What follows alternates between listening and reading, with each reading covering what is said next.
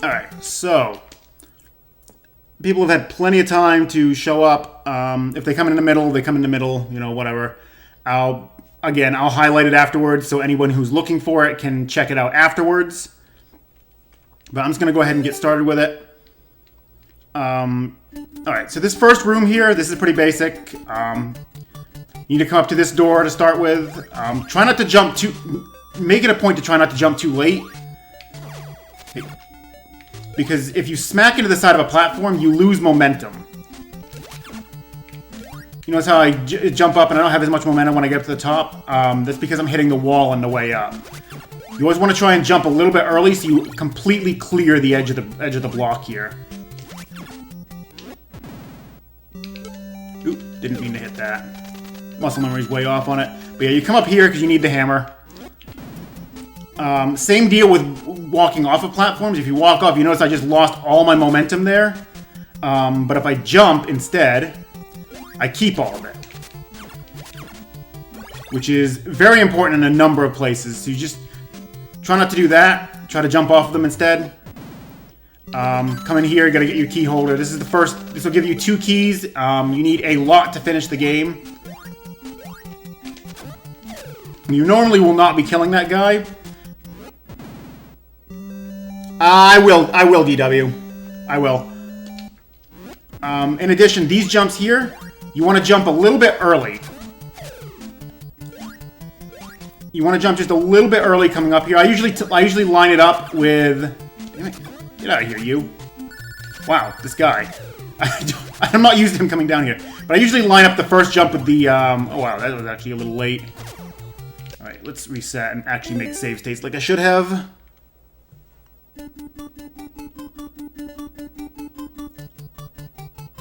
I should have thought of that before doing it. Whatever.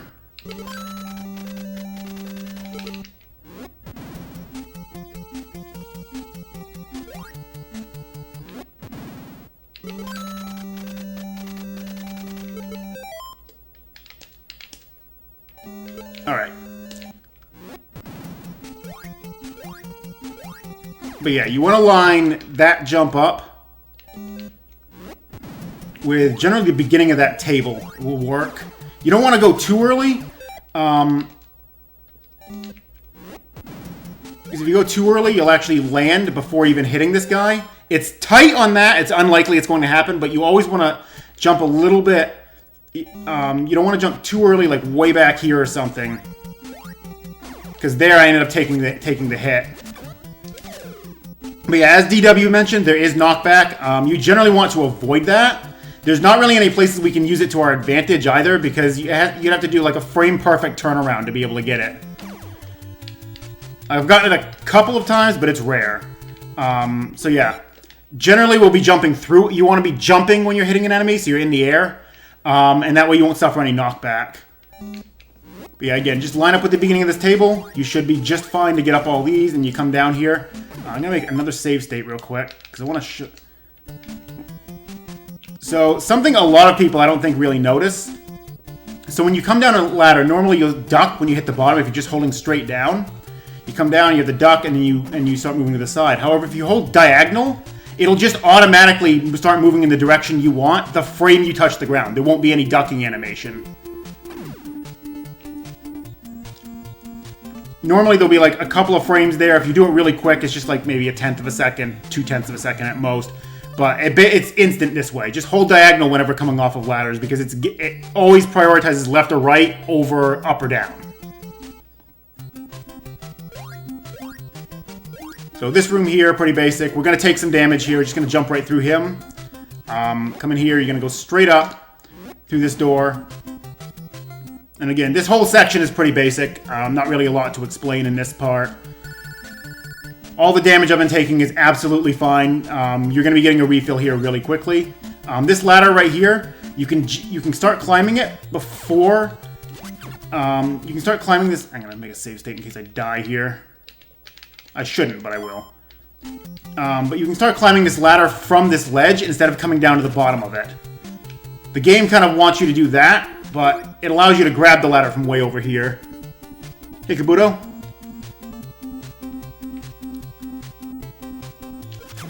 So yeah, just grab it from up here. Saves a very small amount of time.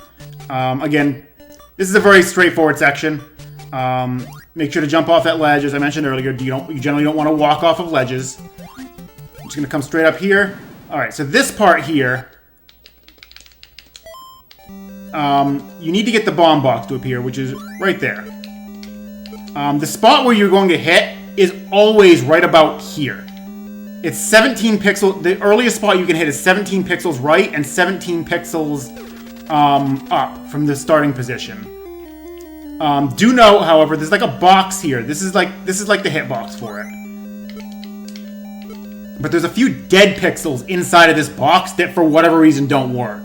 So even if you hit the right spot and you don't happen to get the item to show up, it's possible you just hit a dead pixel. It does happen. I've had it happen more times than I care to admit. I don't know why they exist, but they do. But you're doing this because you need this bomb box. We need this for a few reasons, but the big one is to get the hyper shoes as early as possible. Over here, same deal. Instead of punching the wall, you're going to use the hammer. You hit the exact same spot. Anything that's going to be up against any items that appear or any door on that back wall hits the exact same location on the wall. It's always going to be these. It's always going to be like this little box right here. And I'm lining it up with like the left edge of the hammerhead there. But it's always going to be that position where you need to smack. Come in here, use your first key. That's going to get you the first Goonie. That gives you, refills your health and gives you an extra bar of health.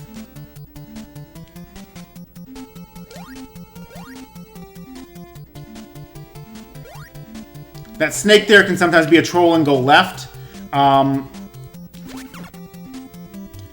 You'll just take, if he does that, you just take damage. There's no way around it, unfortunately. It's not a huge deal. I'm actually going to be baking one death warp into this route. I'm actually going to load state again, so I'm not taking damage. Nope, hit. No, that was bad muscle memory. I don't think I... Damn it! I said go, not hit.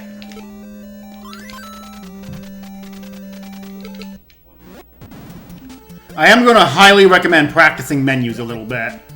That is one big thing about this game, is there's a lot of menuing, and if you're kind of flubbing around, it's going to cost you a lot of time.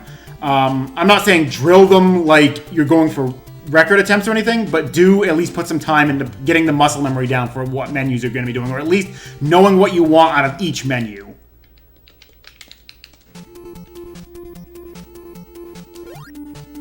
Okay, so another thing in this room here, after this snake anyway, jump from about this ladder. Ooh, snake, please. You jump from about on top of that ladder, and you'll end up you just walk.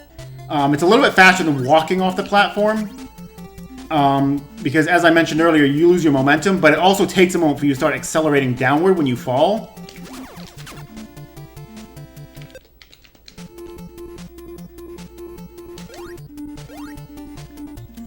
So the idea is to jump to get your downward momentum starting as early as possible. And again, the visual cue is roughly the top of the ladder. You just jump from about that position. You should clear the edge of the gap, and you'll fall down a little bit faster. So back in here, it's just straight down through that door. And you want to jump. You want to be lined up with about this point here. You want to be able dead center of this block, and you jump to get off that ledge. That way you don't walk off the edge. That one doesn't really save that much time, but it's still useful enough. Then from there, just come over this ladder, come straight down. You are not going to make the early cycle on this platform, so don't try to do it. It's really, really stupid tight. I've never gone for it, even though it saves a few seconds. I've never gone for it because it's beyond inconsistent. But there's a visual cue here that I use for this jump. So it's about here. I'm going to put my mouse cursor over on Amarak. You want to jump about the point when the platform is lined up with this line here. It's 6 blocks down. Mikey can only normally jump 2 blocks high, but when you're on a moving platform, if it's moving up, you gain the platform's momentum as well. So you can actually get roughly an extra block out of it. So roughly when it's at this line here, that's about when you want to jump off of it, and that'll get you up here about as early as possible. So right about here. And then the rest of this room's pretty basic. Then you gotta sit through the text here with the old man. No way to skip it, unfortunately. Where you go up through that room. Just jump down, you're gonna make the long climb up this vine. This is the major route change that happened not that long ago, where we're skipping the glasses and instead getting the transceiver in here. Transceiver by itself is useless, never use it, but it allows us to perform a glitch that lets us use the glasses without having them, and it saves about a little over a minute compared to doing it the normal way of actually going to get the glasses, which is why the time is now down in the 15-minute range instead of the 16-minute range.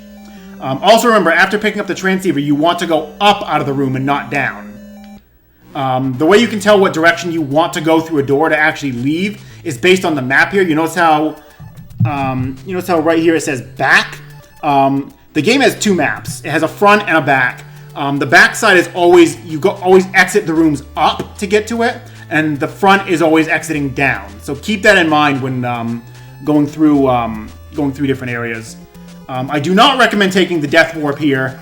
There are two death warps in this game. There's one right here where you jump into that pit I just jumped over, and it will spawn you at the top of the ladder and a bit to the right. And there's another one in the very next room that you can do. They both only save 3.5 seconds. And for somebody who's not quite as experienced, who might end up taking a little more damage, or might miss time a jump, or end up in a pit, or just stuff like that, it's better to not take this particular death warp. You only have 3 lives, and there's only 2 extra lives in the game. And getting either the extra lives takes longer than either of these death warps save. So it's just not worth it.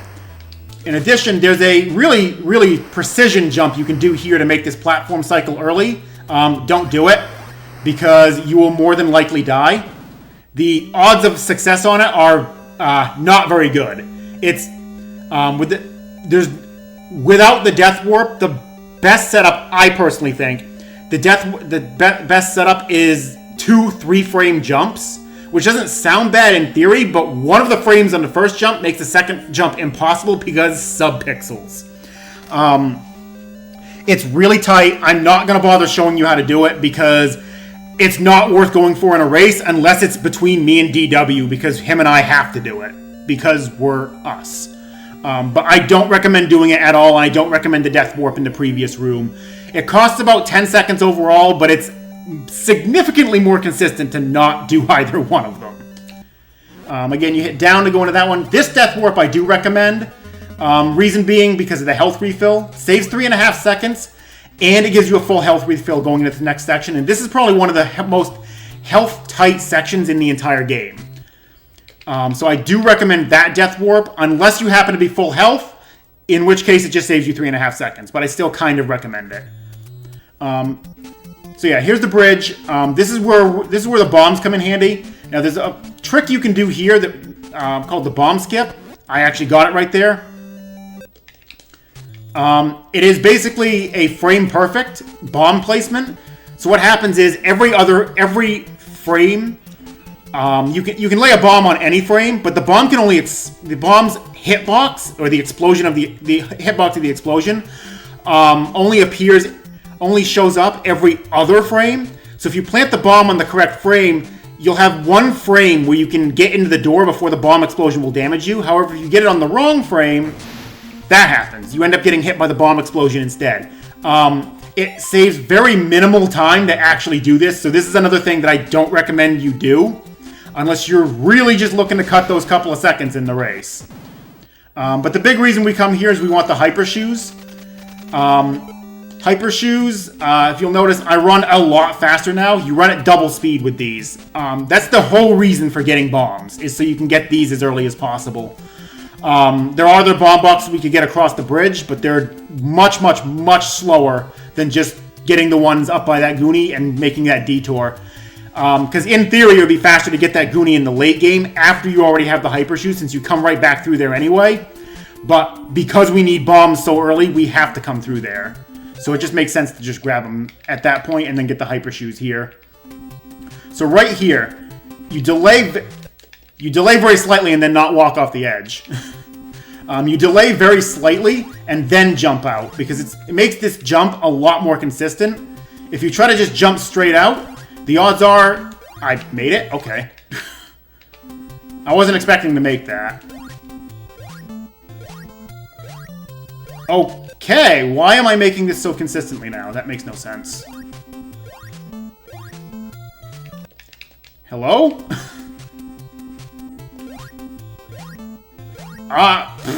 So I've never hit this consistently before.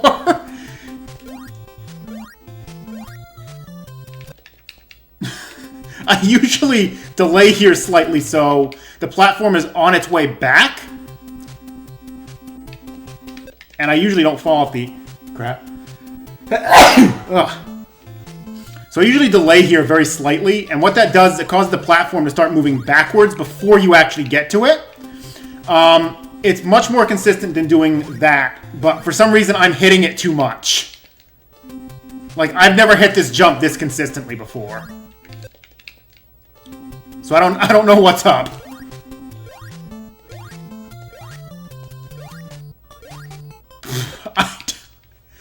New strats! We'll go with that. But don't do what I'm doing here. Do the delay here real quick. Just make this real quick delay. No more than like half a second to a second in that range. You're just waiting long enough so the platform starts moving back. So you get just enough so you can just keep running.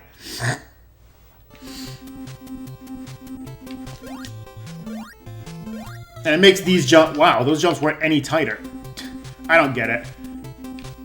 Probably want to delay a little bit longer than that. The idea is to make it sure the platform is back a little bit farther. So what it does is it makes these next two jumps a lot easier to make.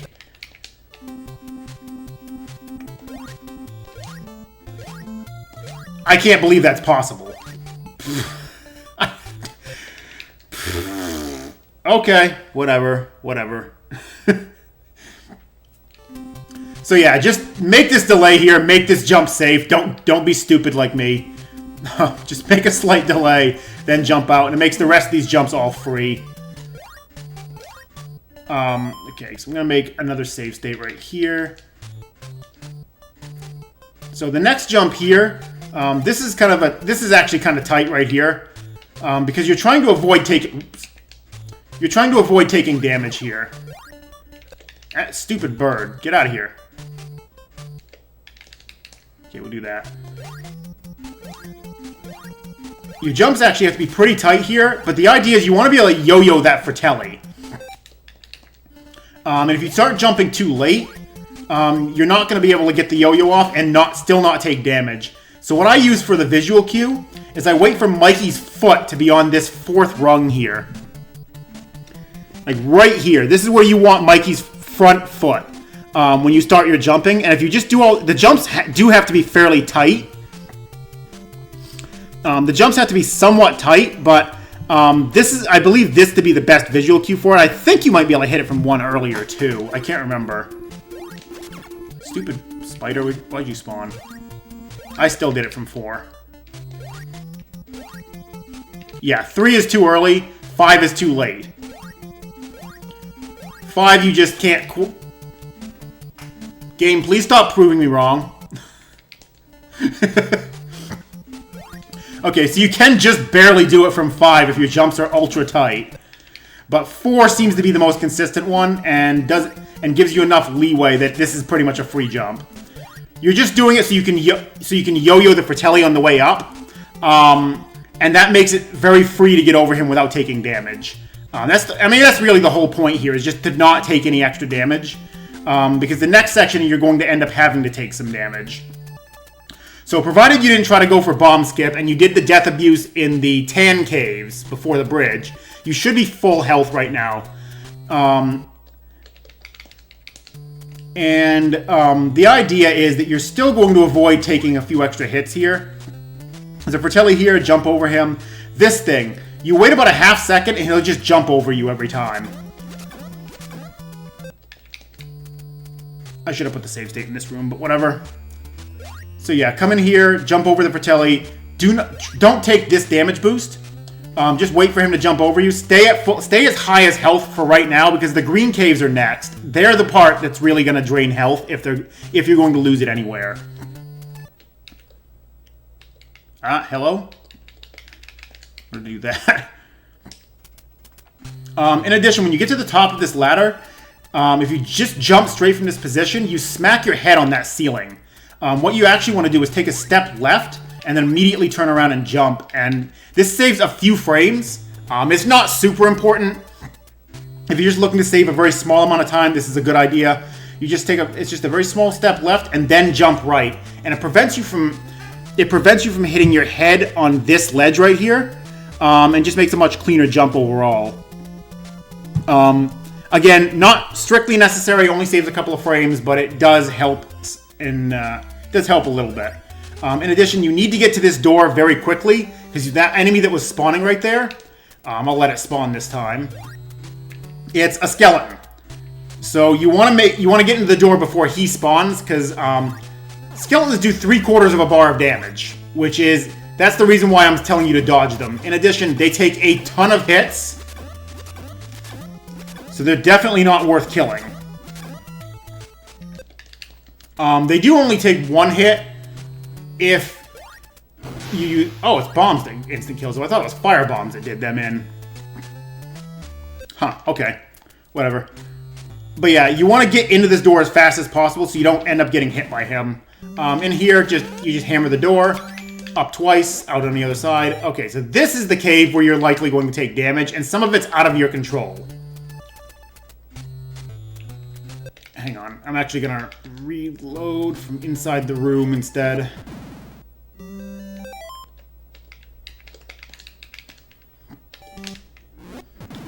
This snake can sometimes spawn really early, and you'll end up getting hit by this.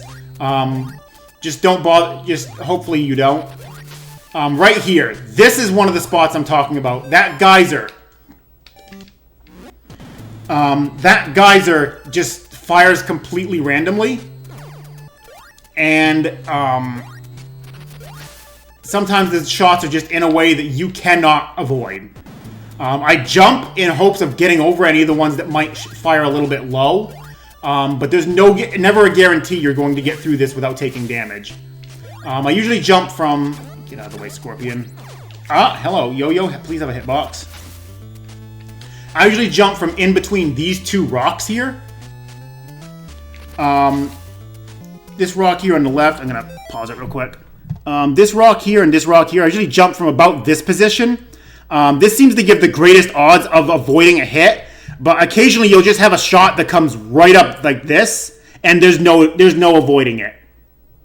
Unfortunately, sometimes you just have to tank that hit. All the geyser shots do. I'll let one actually hit me here. Hello, can you actually hit me for a change? Like, I actually want you to. There you go. These shots all do half a bar of damage. So ideally, you want to try not to take any hits here. But if you haven't taken any hits yet, if you're coming into this area at full health, the hits aren't that big of a deal. Because there's only so much damage you're going to be able to take from here. But the reason why I'm having you dodge that one is because you also want to generally dodge this one. If you're... Wow, nice snipe. So if you're full health coming into this room, it's actually more or less okay to... it's more or less okay to tank the hit from the skeleton.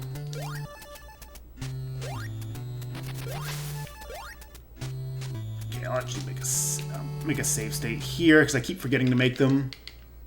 Hey, more Prime. But if you're full health coming in here, it's actually not a big deal to just tank the hit from this guy. I forget exactly where the point is where you need to jump from to not smack your head on this. It's around here, I think. Nightbot, why are you still saying that? Oh, whatever, I'm not going to fix it. Whatever, I'm not going to bother fixing that. I'll deal with Nightbot later. But again, if you're full health coming in here, you can feel free to just tank the damage. The actual spot where you want to jump from is like right after this volcano.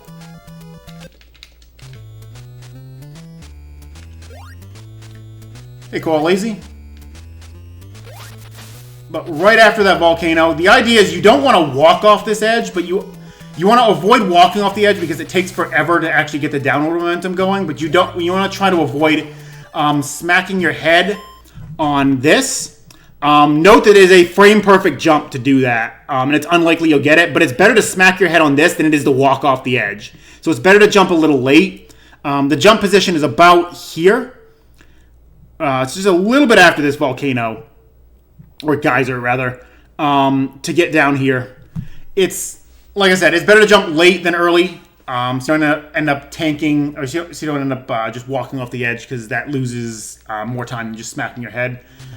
You're going to take a hit here. There's no avoiding taking a hit from this scorpion. He is always going to be in the way right here. So you just have to kind of eat it.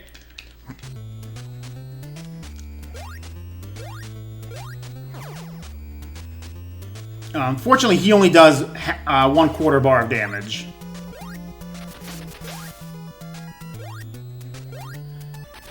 The health that's been being built up is primarily for this section. You always want to have like some leeway here, because those geysers fire randomly, and you can and will take some damage there, very likely. In addition, you want to jump a little late off that upper platform. Don't jump as soon as you get to the top of the vine. You want to jump a little bit late because that'll prevent you from taking the hit from that scorpion there. See, I just took an extra hit there. I didn't really want to. This section, again, just random on when the geysers fire and what directions they fire in. It's very possible to go through this room. If you take the hit from... If you come into it full health, you're pretty much guaranteed to get through it alive. And you can take the hit from the skeleton. You tank the hit from the skeleton, you take the hit from the scorpion, and then if you take 2 geyser hits, you're still going to live. Even if you were to be very, very unlucky and take 3 geyser hits, you're still going to live through it. That's the whole point of coming into this room with full health, is just you can just blitz through it and not care any longer. Or not care in general. See, that one didn't fire this time. That one did. And I took 2 hits from it. And the one on the left was firing. So yeah, that's the whole point for having a lot of health, is built up for this room. If you take a hit from the geyser in the previous room, don't take the hit from the skeleton in this room. That's the only difference, is if you've taken damage up to this room, don't take this hit. Just ignore it. Just don't take the hit from the skeleton. Wait the half second for him to jump over you. That's the whole point for having high health going through here. This room here, you go up once, right once, and then you're going to use the glasses glitch. Now, this trick is technically frame perfect, but it's actually really easy to do. Just like that. So what I'm doing there is I'm going to the menu. You hit B to switch menus. And what I'm doing is I'm hitting A on a very specific frame. Namely, I'm hitting A exactly 2 frames after hitting B. And I know that sounds difficult, but it's actually relatively easy. All I do is I just flick my thumb from B to A. See, it just tried to use the glasses again. Just like that. So what's actually happening is you notice the menu takes a couple of frames to switch. It's hard to see. Okay, so right there, that's exactly 1 frame after I hit B. What it is that 1 frame after, there's no menu there at all. No menu, no cursor, no nothing.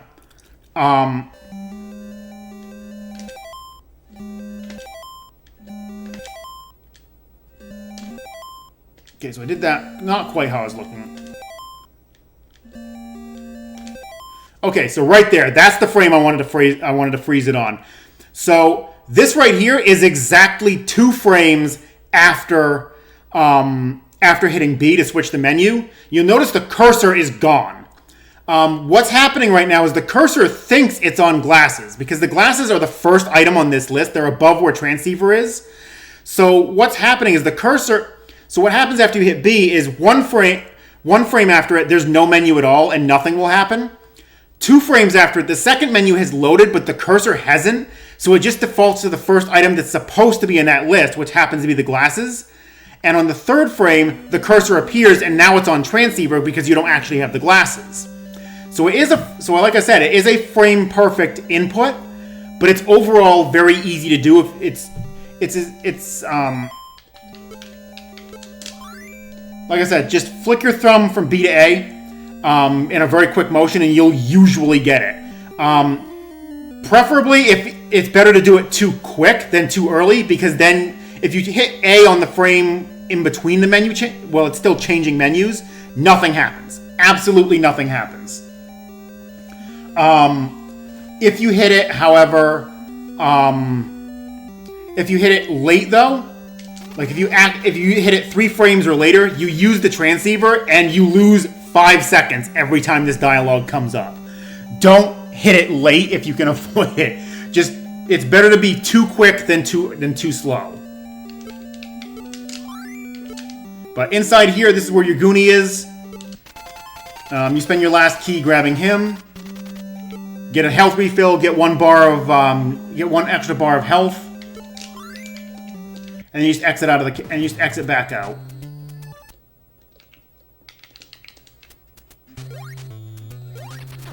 Hey, you're not supposed to do damage. I mean, I should always save it inside of these rooms. So yeah, from where the Goonie is, it's just down, left, down. And that'll take you back out. And then back through here. Again, you might take some damage from these things. There's no way to avoid it sometimes. This section here, I should probably make a save state right before getting to it. If you couldn't tell, this tutorial is slightly improvised because I'm bad at planning shit.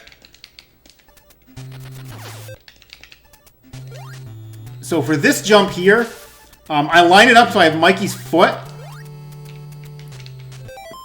I line it up so I have Mikey's foot on this stone. This is where the jump is going to be best done from, because that's going to allow you to make it up here without smacking into this wall. There's no way to avoid smacking into this wall though, so we do something a little different up on this point. But to get to this point here, to do these 2 jumps without hitting this wall, you put Mikey's front foot on this rock, and you should make it every single time. When you get up here, though, what we do is we back up slightly.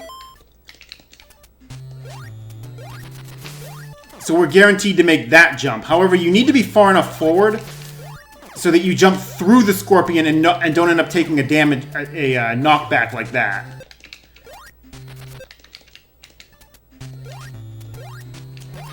If you go too far back... Hey, don't do that. If you just delay too long, that happens. And that's what you're trying to avoid here, is you're just trying to avoid tanking that extra hit. So you just want to do a very small walk back right there. I keep messing it up now. You jump over this guy and then just into the door. That second jump's not very tight. You have quite a bit of leeway to get over him and still be able to get into the door easily. So it's better to late jump it, because there's a fair amount of leeway for getting into the door. In here, we're just grabbing an extra item. You go right once, smack the wall with the hammer, and then smack the wall with your fist. There's your key holder. Now you're up to 4 keys instead of 2. Refills your keys too, so you get full keys out of this. I should, again, make save states in rooms, not out of them. When you come out of here, just smack against this. It's slightly faster to just... It's not really any... Actually, no. It was like a very small amount of frames faster to just bump off the wall when coming out of this room than it is to do this. It would seem like this would be faster, if I could do it. It would seem like that would be faster, but it actually ends up coming out to roughly the same speed I believe, if I remember correctly, after timing it, it was very slightly faster to just do this. And then, yeah, rest of the room's pretty basic. And then same thing with down here. Delay very slightly before making that second jump.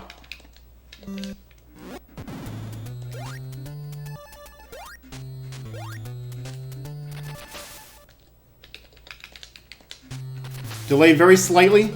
And you'll make it... it's a delay either at the top or... It's either a delay at the top or a delay on the next platform, depending on how quick you got your jump off after landing. If you jump, like, immediately after coming off the vine, like that, you need to delay down. You need to delay on that platform. Even there, I didn't delay far enough. But just delay a little bit right there. Not too much, because otherwise you'll smack your head on this ceiling here, which you want to try and avoid.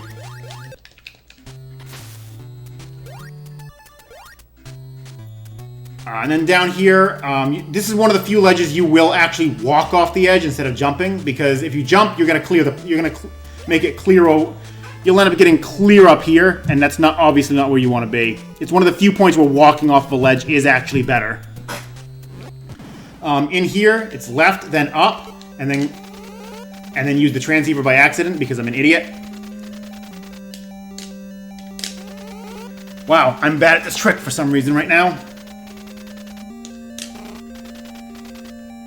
Oh wait, no. Whoops. My bad. Hammer first. So let's do that again with the correct inputs. Left up, hammer, break the door open, and then glasses. Forgot my order. You can see how long it's been since I've actually done like serious runs of this game. I'm bad on muscle memory.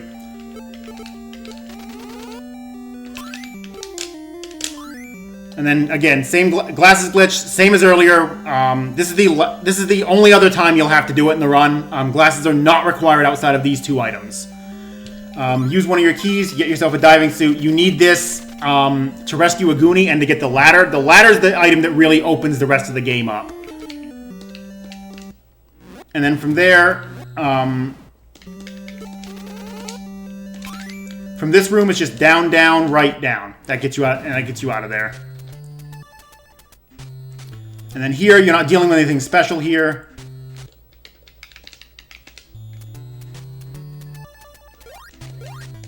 So right here, this is actually something that DW was the one who thought of this one. When you jump up here, as soon as you're over the platform, hold back just for a brief moment. And it will, like, you notice how I'm like just kind of sliding back a little bit? Because if you try to just jump straight up these platforms, you're going to smack into that ledge. And this actually keeps a bit more momentum and saves a small amount of time, but it keeps you from smacking into any of those ledges. And that geyser down there can actually screw you. Just with bad RNG, it will fire at a bad time, and sometimes you just end up taking an extra hit there. Sometimes there's just nothing you can do about it. You'll just take the extra half hit, or a half bar of damage. But you are intentionally taking that 3/4 of a bar from the skeleton, because there's not really a good way to get around him, because you can't stand here because he'll jump into you. You have to wait for him to do 2 jumps if you really want to avoid that hit, and that takes way too long. It's just better to tank the damage here, and you actually do have the health for it.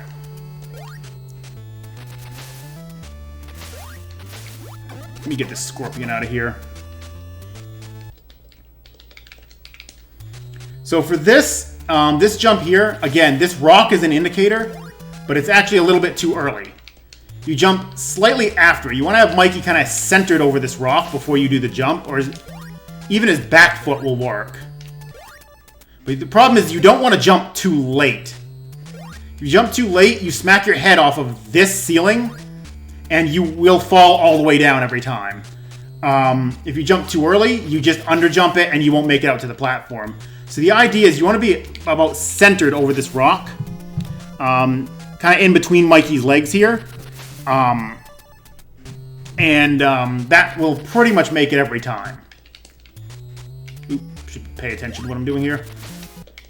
Like, so that rock and just having Mikey's body in the middle of it is the visual cue for making that, and that'll prevent you from doing either this or jumping down or jumping too early. and falling down here, because then you have to climb up this vine, and more than likely, if you have to climb up that vine, this geyser is going to shoot you on the way up. So it's not only just a time loss, it's also damage prevention. And then, again, that... Whoa. Surprised I dodged that. So yeah, just like that, you're likely going to take damage. This section here, just jump somewhere from the top of it. It's not a very tight jump. It's very not a tight jump. You can jump from, like, if you just have Mikey sort of at the end of this, you're not in any danger of hitting your head here. At least not that I remember. I'm going to try and make this one so I don't end up down bottom. Like, you're not in any danger of Mikey hitting his head on this platform.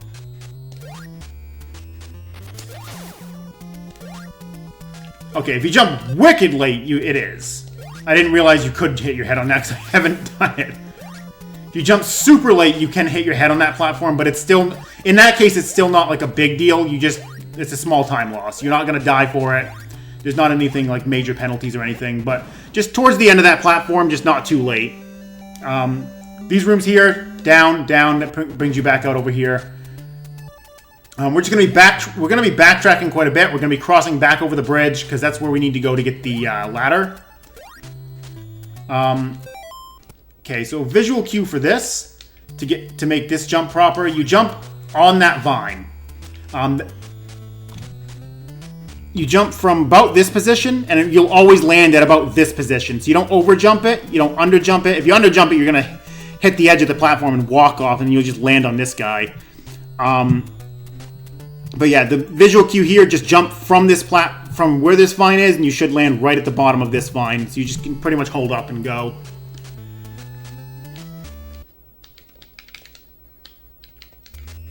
This room, you're going to get hit here. Sometimes you can reduce it to only one hit, but it's not very likely. It depends on how lucky you get with this snake. I wasn't trying to do that. So what I'm trying to do right here, it's probably just best to tank the 2 hits. Because if you let that snake live, you're going to take 2 hits. But you can sometimes do this where you can get a yo-yo off the frame you jump. And you'll end up killing the snake. But again, very likely you're just going to tank 2 hits here. Don't worry about it. It's expected. The route I'm going to give you is going to give you an extra health refill if you feel like you need it. I didn't mean to load state there. I meant to save state. Oh, there it is. But the bat got me anyway. Alright, so we're back on the bridge. You're going to end up taking a hit here. And if you're an idiot like me, you'll jump late too.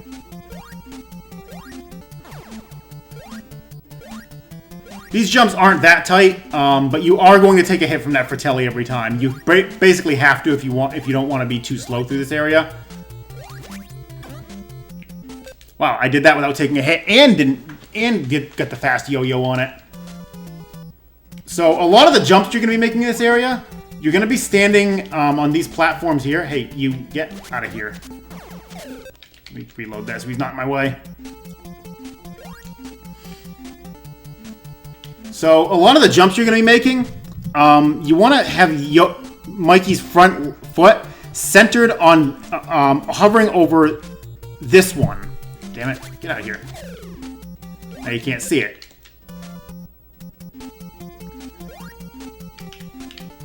Right there, that's the right spot. It's always 4 in from the edge. You want to jump when you get to about this 4th rung. When Mikey's front foot is on this 4th rung here. That's the usual timing for almost every one of these jumps. For this part here, you just keep jumping. And you'll hit every one of these. And you just jump over to these. It's the same thing here, 4th rung, and then 4th rung again. And you'll make every last one of them.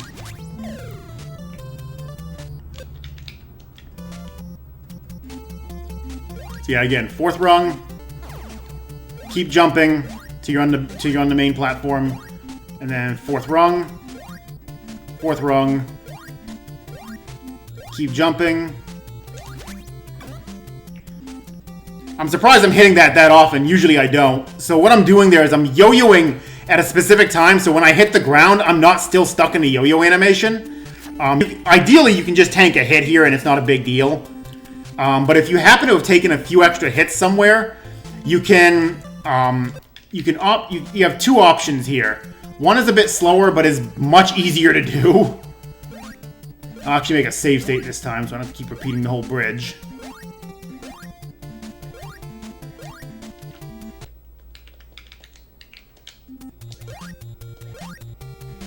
The easy strat is you just yo-yo him twice and then walk and then climb down. Just walk up, 2 yo-yos, he's down on the ground, and that's all you do.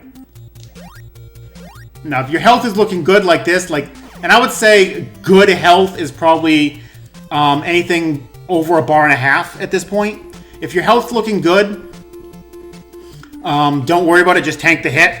But if you're afraid of taking a hit and just want to play it a little bit safe, you can yo-yo him like that. Or the other strat is you jump and yo-yo him in the air. And if you do it right, you'll land on the vine and start climbing down before you actually, basically as you come out of the yo-yo animation. And you won't lose any time for it. Oop. Or you can be an idiot like me and miss the jump entirely. Like that, pretty much. You just land, you're not stuck in the yo-yo animation, you can climb immediately, and you just hit him once, and it stuns him long enough to get down the ladder. If you're really looking to just play it safe, just yo-yo him twice, climb down the vine. Don't worry about doing the fancy jump into it. If you'd really like to try that, though, go for it. Either way, you're not really losing any time by it. Okay, so down here is a slightly different route than the way we came in. We're going to be taking the lower route here. Basically looks like this. And what you're looking for here is this jump here. You want to line Mikey's back foot up with this rock. That's what's going to get you down to the lower platform. If you go any earlier than this rock, you're going in the pit. And if you go any later than this rock, you will usually smack your head. Like, about here, you smack your head on that platform instead. So it's a fairly generous window. Like, you can have his foot a little bit ahead of it and still not hit it. But ideally, I just line it up with this rock. It's the easiest visual cue I've got for this room. Just line it up with the rock, take the jump, you land down below, and you just jump over everything like this into the door. Pretty basic room. In here, you go up, and I'm actually going to save state in the room because there's platform cycles to make here. So you jump up, grab the vine as soon as you can, and then you jump out to this thing. You want to make that platform cycle because if you miss it, I'm going to take it a little bit slow on purpose so I do miss it. You end up down here. And you're either going to land here, or you're going to land here, which requires another jump just to get up to here at a very slow speed. And then you have to climb up the vine to get up top here. So you just want to do this as fast as possible, jump late on this one, and then you want to jump early on the next platform, or when you're on the moving platform, you're going to smack into that wall, like that. So just come out, climb up the vine, jump up to the platform, make another jump. I mean, this room is pretty much free. So this is where the route's going to deviate a little bit. For those of you who want a safer route that doesn't rely on getting a lucky key drop, which I don't recommend doing, unless you're going for like record attempts, do not go for this damn key. Do not go for the key drop. I'll still show where to try for it, but I recommend doing this little detour here. It costs 26 seconds to do this, but it guarantees you have enough keys to finish the game. So what we're going to do is we're going to enter this door here, and you go down out of this room. Hey, Shaolin. You go down out of the room. This room's, again, very basic. Jump. The only thing about this room, you just want to jump late off this second platform down here. Right here, you just jump late, jump through the back, and that'll get you up to the upper platform. And you pop in here. Okay, so here's where the key holder is. They're all dark rooms. you go right and then up. And then you hit the same spot you normally would. There's your key holder. This, again, refills your keys, brings you up to 6 keys. You have more than enough keys to finish the game now. So you don't have to rely on a drop. If your health is really low as well, and you want to refill, from the key holder, go left 1 room. This is Konami Man. He refills your health. Doesn't matter which Konami Man you run into, he will always refill your health to full. Just don't do this. If you punch him, he'll never give you a refill again, because you punched him. He will never give you a refill because you hit him. That's actually just kind of, I guess, kind of like an Easter egg. But if you need health, at this point, just pop left 1 room, pop into here, you get a free health refill, and you'll be good for a while. So I'm going to actually save state in this door again.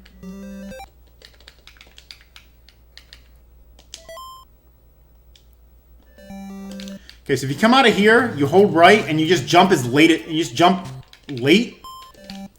If you jump too early, it's not going to work. You just fall into the pit. But if you jump late from here, the game will just force you on top of the platform, even though you can't physically make it.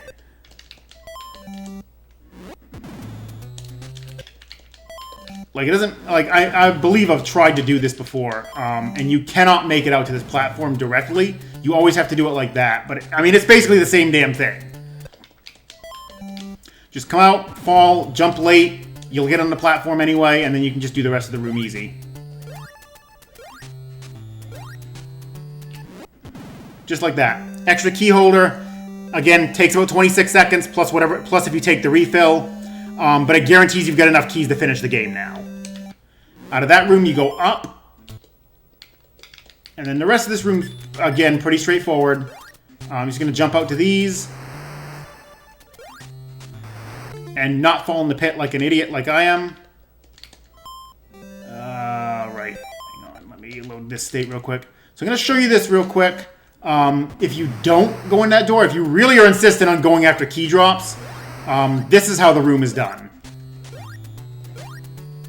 That guy will generally fire at you, which is good, because that guy firing at you despawns the scorpion that spawns here. And that makes this a lot less problematic, because if this scorpion spawns, you have to walk off the edge instead of jumping. Otherwise, you'll end up jumping into this thing instead, because he spawns about here. You'll have to jump over him, and then you either jump into this, or you just walk off the edge. So you lose a little bit of time if this scorpion spawns. You actually kind of want the one back here to shoot at you. But if he doesn't, just walk off the ledge here. And you're just going to wait for the platform to be low enough to jump on it, and you just come straight across the room. And then this state... This state, obviously, you're not dealing with the scorpions because they're not there. Same deal, though. Just jump on just wait for the platform to get low enough, jump on it, and then come over here.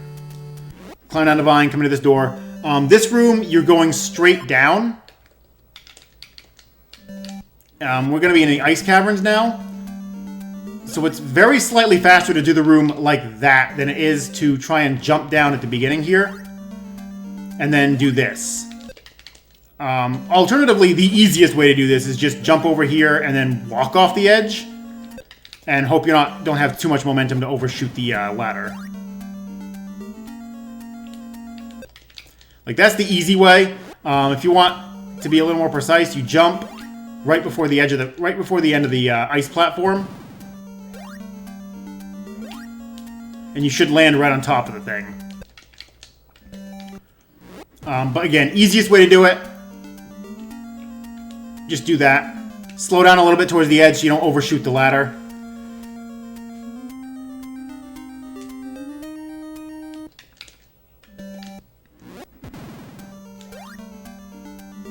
Also, penguins are evil. Just gonna say that now.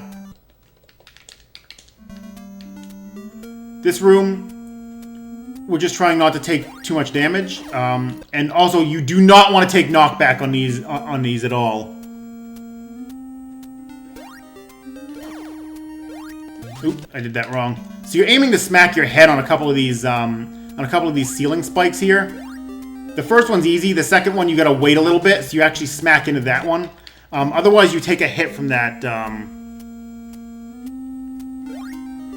So if you just keep walking, you'll take that hit. Although I wonder if I could just turn around at that point instead of jump. I mean, really, turning around isn't going to make a big difference. Like, it's not really worth it because the knockback is only going to... The knockback doesn't save you any time when you have the hyper shoes. So that's the reason why we don't worry about taking, you know, actually, like, damage boosting in the proper directions or anything. But you're aiming to smack your head on this spike here. That way, you don't take the knockback from him because you didn't just keep walking. And you don't ram your head into this and end up falling. Even if you jump, I think if you jump early, it's still not a big problem. You should still land on this. I should probably double check that though before I'm sure about that.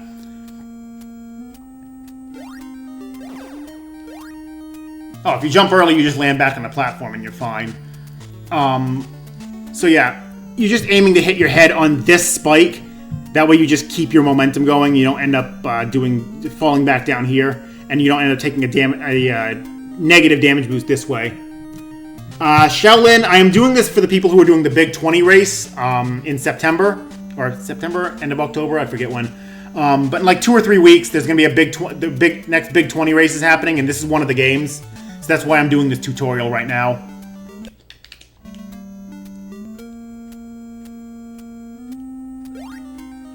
So yeah, just take the hit from that, and just keep walking into this door. This room, it's up left, and then you're going to be using your diving suit.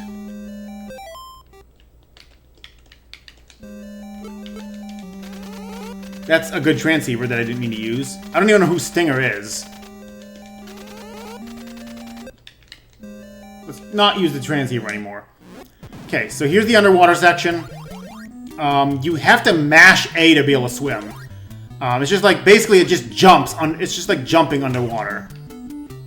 You have the same jump height as you do above water. Or rather, not underwater. You have the same jump height. So just keep mashing A to swim. I need to stop doing that. Now, if you're at 0 lives and you're concerned about possibly dying somewhere in the rest of the run, you can use a bomb right here. There's a hidden door. And inside is an extra life. Do not get this extra life if you're just doing 2 damage boosts and then you're going to use this and then you just want to use this as a backup because it takes about 7 seconds to get this extra life. And both death warps, not damage boosts, death warps, both death warps save 7 seconds. So it's a net loss of 1 life and no time gained. Hey, Mr. Starbird. Professor Ness.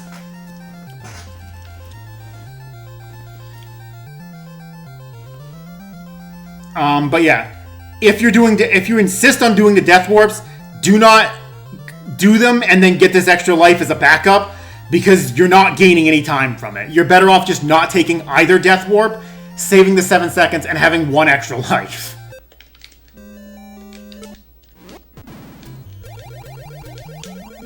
So yeah, in this room, you're just going to swim over everything. So if you come in here and your health is really low, let's say you're sitting at like half a bar of health or something, the safe strat is you just jump down there and you shoot that guy instead of damage boosting through him. Hello?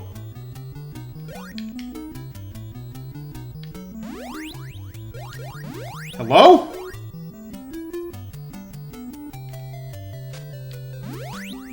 I've never had that happen before.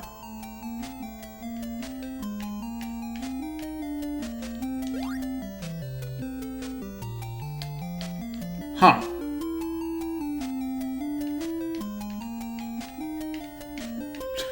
Just playing around with something real quick. Never fallen through this pipe before.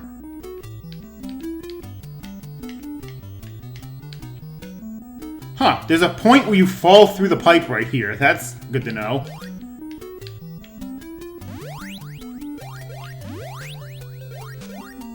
Ideally, you want to kind of land, if you can take the damage, you ideally want to land on the left side of it, so you fall down, because where you fall through the pipe is where you come out of the pipe on this side. So you ideally want to fall through on the left side so you're closer to the left side. This room, again, if you have enough health, don't worry about taking damage, just tank through it. Just, you know, muscle through it. What you're looking for here is if you come into the water area and you have only half a bar, that's where you need to worry about being conservative about your health. But if you have more than half a bar, don't even worry about it. Just tank the damage. It literally doesn't matter because you're only going to take 2 hits. Then you come into this door. There's a ladder in this room. This is the only key item you punch the wall for. The only other things you ever punch walls for are firebombs, bombs, and key holders. You never punch the wall for any major items. They're always in like safes or just on the floor. This is the only one you actually have to punch the wall for. And then from there, you go right 1 room. And you can use the hammer, this time on the ceiling though. And you want it to be, I forget the earliest point. But it's about middle of the ceiling. You're just making that hole. And then you use the ladder immediately, climb up. I usually use the ladder before using the key here, but it doesn't actually matter. It's just muscle memory on my part. Also, you're 2 minutes late. Doesn't matter how good your speed run is, you are always 2 minutes late when you get here. Is there a hint for what in the game? I'm not sure what you're asking, Shaolin. But yeah, here's your 3rd Goonie. This brings your health total up to 5. Gives you a health refill, so if you're running low, you'll be fine coming out of it. Back down the ladder. Now, something important to note about when you're using the ladder going down. So whenever you're going to go up or down the ladder, whenever you're like intending to move whichever direction the ladder goes, you always move straight up. So if I hit down right now,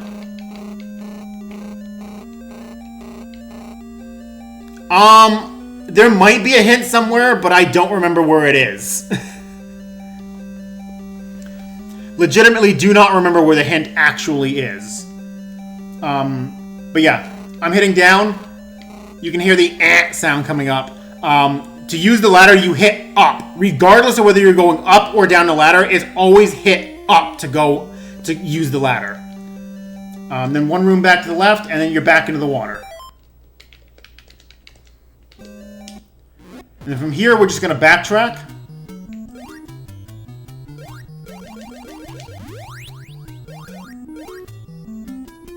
Just going to backtrack back through here, through the ice caverns. Taking that hit's fine. At this point, damage is not a concern between here and the next Goonie. It's completely safe between here and the next one, so take all the damage you want.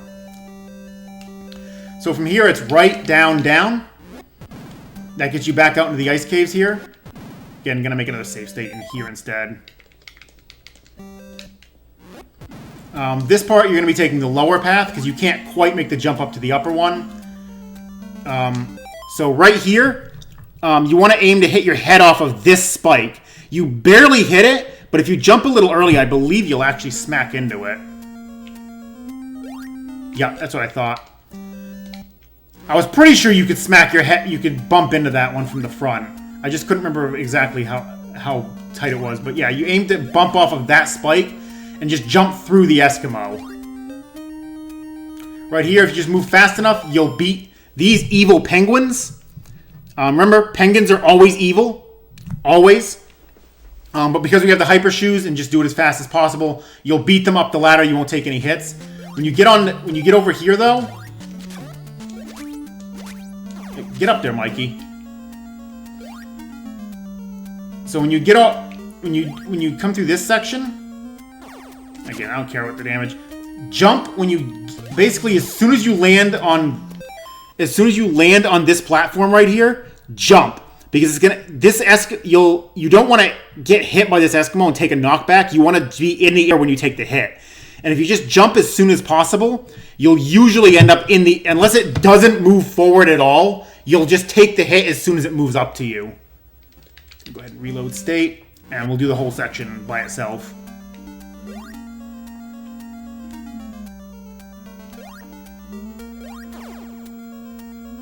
Also note, those axe hitboxes are completely wrong. Don't be surprised if you get hit and you didn't mean to. So yeah, like right there, it didn't move forward, I didn't take the hit, I was able to just get in the door. Another trick you can do when on ice. So, going into the menu, in any form whatsoever, just absolutely kills all of your momentum. So if you happen to overshoot the door by a little bit, like if you jump and you slide a little bit and you just miss the timing on it, you can pause while you're still... You can pause before you fall off the ledge, and it will stop you dead. So you don't end up doing this. Or, okay, that wasn't what I was trying to do, but I accidentally hit down there. Okay, okay. I'm good at making tons of mistakes when I don't want to. Keep that in mind.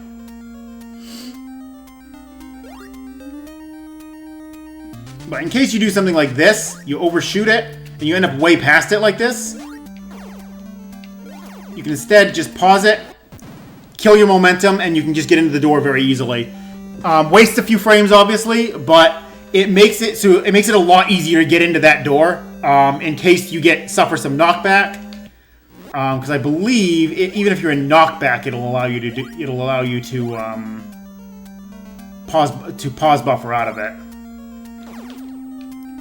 just like that. So if you get hit, if you know you're going to take the hit and you're ready on the pause, you can pause it and you won't take any knockback, and that's actually very, very, very helpful. Mostly on ice though, because ice physics are still bad. So for this section here, I'm going to show two different ways to do it. One is killing enemies and one is not. If you detoured for the key holder, you don't have to kill anything here. Don't worry about that. If you're, however, going for a key drop, this is the first point where you're going to try for the key drop. Now you come out of this room by going up. And the first way I'm going to show it is without the key drop, without going for the key drop. Because if you went for the key holder, you don't need it.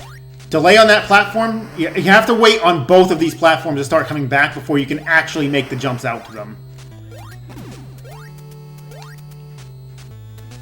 But if you went and got the key holder, you're just going to do the room like this. If you do as fast as possible, you will get to that platform as it's by the door, so you don't have to wait another cycle on it. So I'll do it one more time. I actually want to allow for some slightly different spawns, preferably the snake in the second part of it. So you're jumping over the Fratelli. There's a snake spawn right there. You're jumping to get over that. This spider may or may not spawn. You might just have to tank the hit. Again, doesn't matter, because damage is not a problem here. But as long as you do it quickly, you'll always make it to this platform on the first cycle. You won't have to wait on it. And I'll do it just one more time here real quick. Again, delay. Jump out to the platform. Delay again. The delays are short, but not too short. If the snake spawns, jump over it. I usually just jump there out of habit, just to make sure I'm getting over it. Jump over the scorpion, run to the edge of this platform, jump pretty late, and then into the door on that platform. Alright, so, if instead you're going for key drops because you just like that much RNG, what you're going to do is you're instead going to be killing a few things. Now, the key will only drop off of the third enemy you kill. That's how all drops work.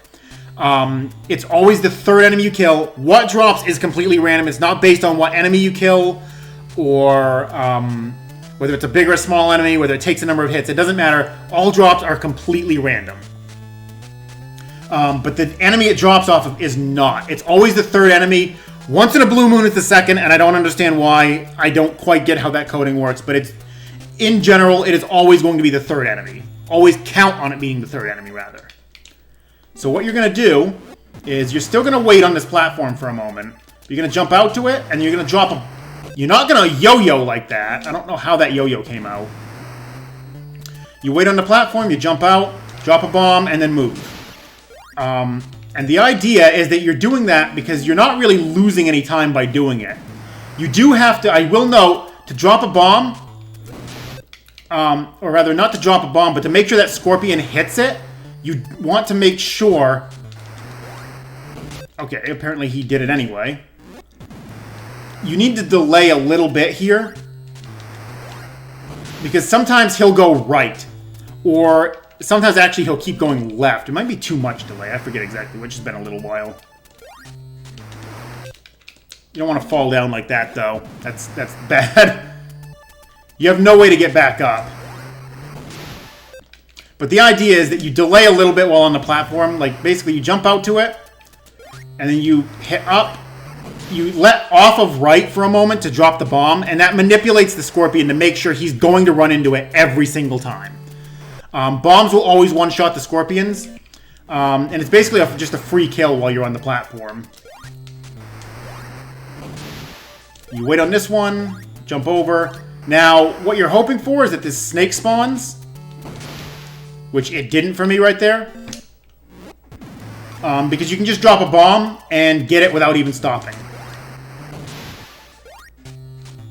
I jumped too early.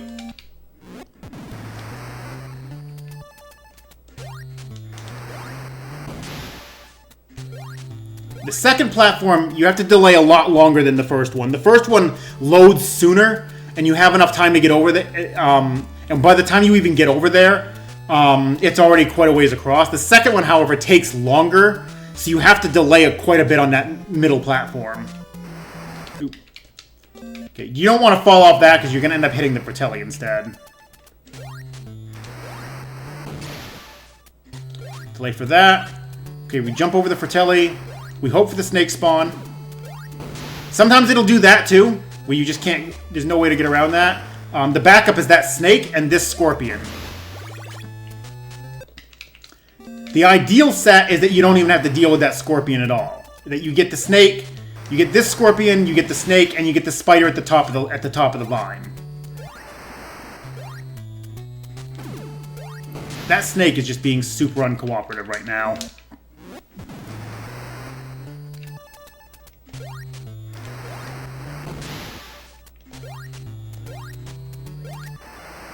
So get that one. Got the snake. And then optimally, you get this guy. And then that was the drop right there. I got a heart and not a key. But if you get those three, that is the optimal pattern for it. Like those three specific enemies are the fastest to get in that room for it. So if you're going for a key drop, this is the fastest point to get a key at. Out of all the potential drop locations, this is the fastest one.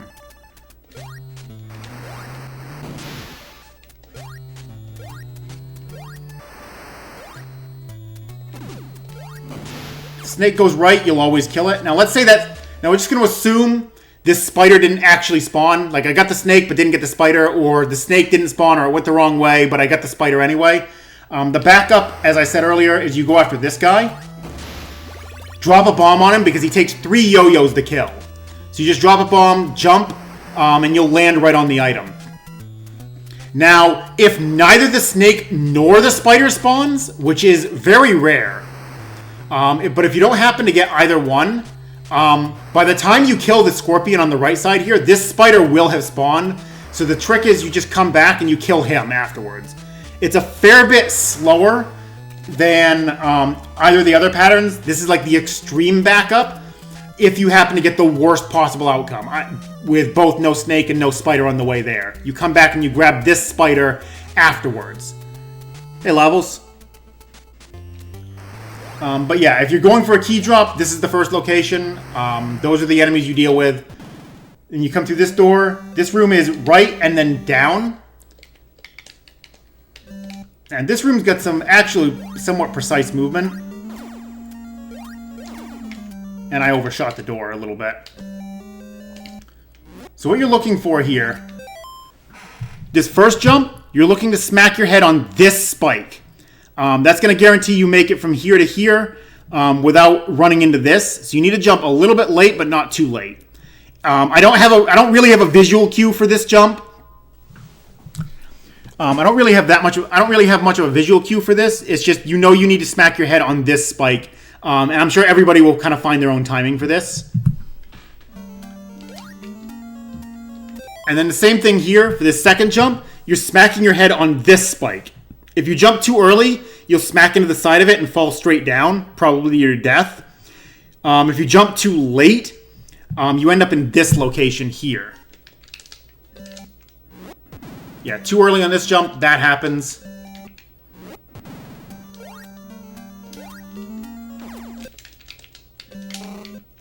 Too early on that jump, and again, this happens. You'll get onto the platform if you just hold right. So you won't actually fall to your death, but you don't want to do it that way either. And you don't want to jump too late because you'll just completely overjump the platform. Landing down here isn't the worst thing because you can still recover from it by doing this. But the optimal room basically looks like this. And you just take damage from both of those spikes, and the second one prevents you from taking damage from the Eskimo. Just like that. But in case you screw up this first jump and you jump too late, you'll go over the platform, you just wait down here, get onto the platform, jump up, pause buffer when you're over the door, just so you can fall right into it, and then just pop right in. And in the case that you mess up this first jump like this, one, don't run into that spike because you'll die for it. Just jump down to the lower platform, same deal. If the Eskimo throws an axe at you, jump. Make sure you jump so you don't take the knockback. The damage here is inconsequential because the Goonie is in this room. So you're getting a refill anyway, so don't worry about how much damage you're taking. Just focus on not taking the knockback there. But yeah, again, you bounce off this first spike, second spike, jump, jump, jump early to get hit by the spike so you don't take damage from the Eskimo into the door. If you feel the need to pause buffer it, that's also fine. Like, you can also do it this way. Or actually don't. Actually, no, don't do that. I forgot the Eskimo is going to be on the door in most cases for that. But in that case, if you happen to overshoot the door, it's really not hard to get back into it. Like, if you jump a little late, end up way over here, just jump over the Eskimo or jump into the Eskimo so you're in hit stun and then enter the door. In here, it's right. Use the hammer, open your door, burn a key, grab your Goonie. That sounded dirtier than it needed to. Getting out of here is down, left, down. And then going back through this room, there's two ways to this. The easy way is to do this. You just drop down bottom. You wait on the platform, you jump up here, you do this, you take a few hits, and then you're in the door. Not a big deal. The fast way, however, is you do this.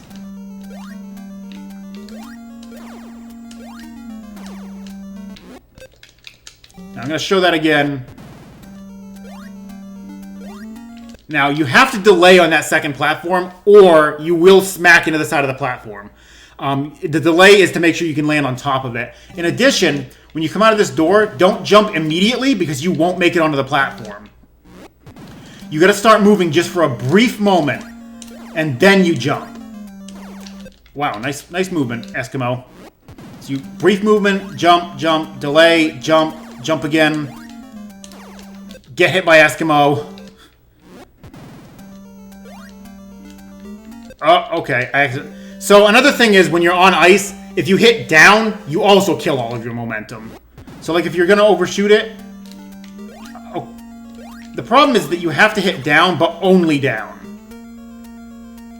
So like if you overshoot the door, what you can do is just kind of start walking backwards, down, up. Just like that. Kills your momentum, lets you in the door. But yes, brief moment of movement, jump off that, delay a little bit, jump, jump, jump over this. Just like that. You land right in the middle. It's hard to explain in words. It's one of those, if you see it and you know where to move, you should be able to come up with your own timings for it. The biggest things are, again, when you come out of the door, slight delay before the jump, and then delay a little bit before the second platform, and you can just make it clear across the top without any problems. You'll take a couple of hits, but again, that's planned. It's intentional.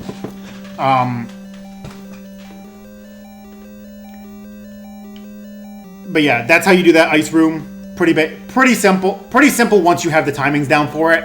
But there is obviously the backup path. You just take the bottom path instead. It's a bit slower, but very easy to do if you'd like to do that instead. Alright, so here it's from where you come in, it's left up. You fall straight down, and then just jump twice and you'll get clear across there. Jump early there so you can get over the scorpion. He'll generally fire at you and you can just jump over the bullet down here. And it's just up into this door. Nothing fancy in this room, very simple room. We're doing a pretty major backtrack here that doesn't seem like it would save time. But the reason why we're doing this is because we're skipping getting the spring shoes. And the spring shoes, the normal path by taking the spring shoes is back in the purple cave, so we would have had to go back across the bridge again. The spring shoes are in the underwater section near where we got the ladder. Instead of going down that first pipe, you go right all the way. There'll be another key holder down there. It's slower to get that one than it is to get the one I showed you as the backup key holder. You go past where that is, that's where the spring shoes are. But it ends up being a lot faster to skip getting those spring shoes and just take a more roundabout route to get to where we're looking to go, than it is to actually go get the spring shoes. So we're gonna be doing a lot of backtracking here. We're going right back through the first area here. You don't have to deal with this platform, just jump straight over it, get onto this ladder. Again, don't worry about taking the hit from that bird. I'm actually going to make it save state here because DW found a really neat manipulation here. So delay a very brief moment and take the hit from that spider. If you just keep walking, you'll take the hit, but the Fratelli will remain up top. So you end up taking an extra hit from it.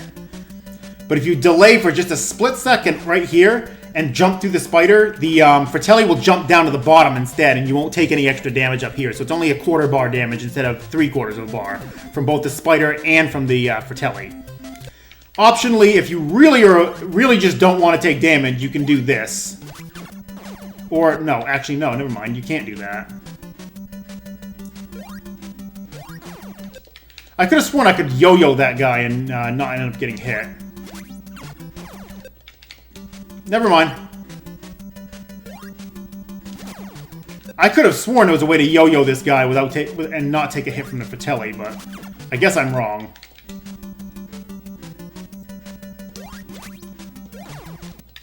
But yeah, just do this.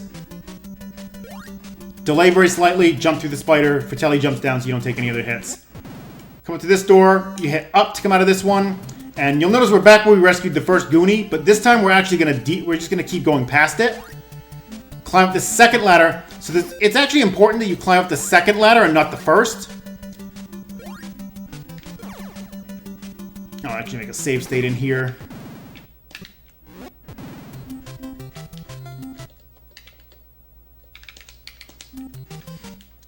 The first ladder is technically slightly faster because it's slightly shorter.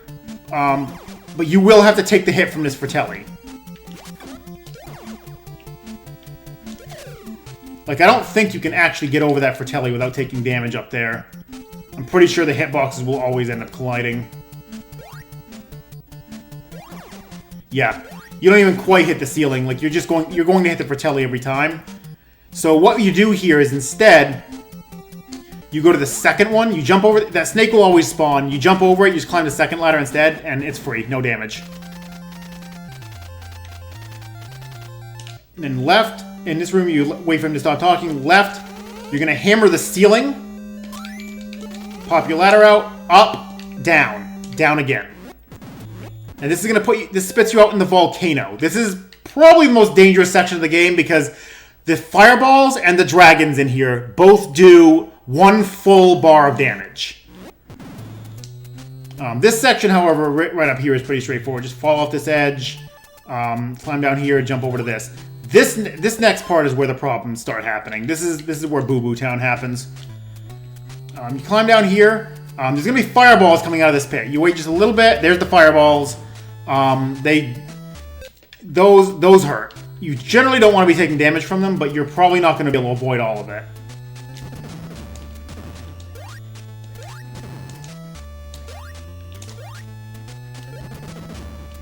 Oh, nice position for that.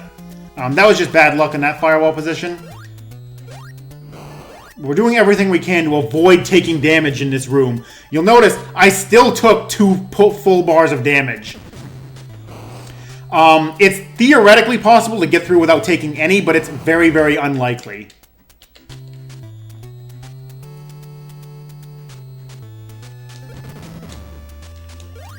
Usually a slight stutter getting onto this green platform here. I should probably just make the save state down here instead.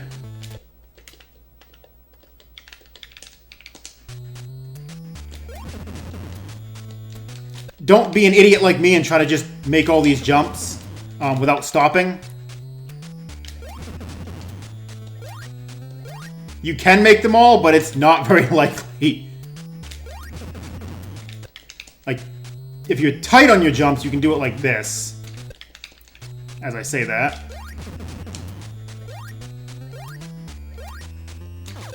Like, it is actually possible to make all of these without having to stop at all, but I don't recommend trying to do it.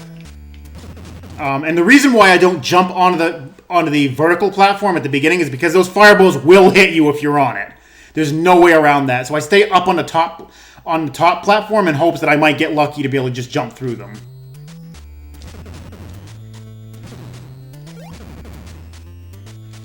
I should have paused for a moment. But you'll need to make a slight delay like right there, and then right there, detour back just a little bit. I'll show it again real quick. But yeah, hesitate slightly on that green platform and on that one. And right here, I'm gonna make like a very small step backwards, only by a couple of pixels. What this is gonna do is gonna allow me to jump over this dragon without actually tanking a hit. If you just jump from this position, you're going to take a hit. And again, full bar of damage for every time you do. Oh, good job, Mikey.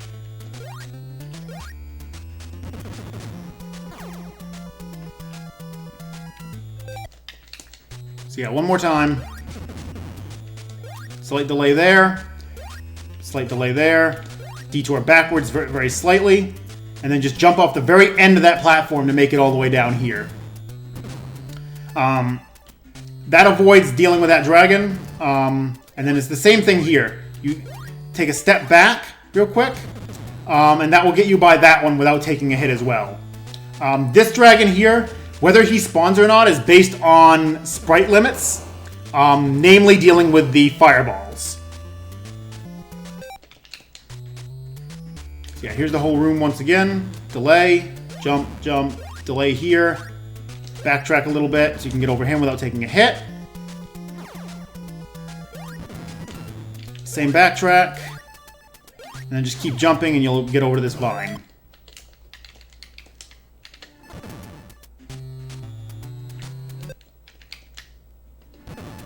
Would want to try to avoid taking that hit from the bat. So for here, just jump down here, climb the vine. You don't ever need to stop in this room. Oop. Damn it, stop taking that hit. There we go. But yeah, just jump off that ledge, climb up this vine. You'll never have to actually stop in that room. You can just jump straight across, you'll get over the dragon. The bat's actually sort of helpful because you can take a hit from the bat and not from the dragon instead. But yeah, relatively simple room.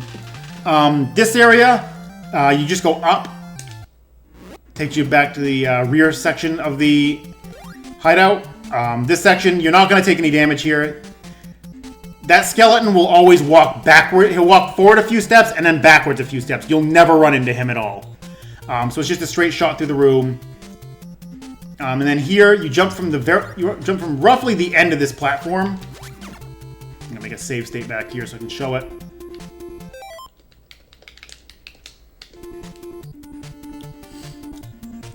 You don't want to jump too early because you'll, if you jump too early, you will instead land on this platform. And if you jump too late, as you saw just a moment ago, you land on this platform. So the good visual cue here is not Mikey's front foot on that front piece. Like it's right here when you're in the middle, roughly. Because from right here, you'll still land on this.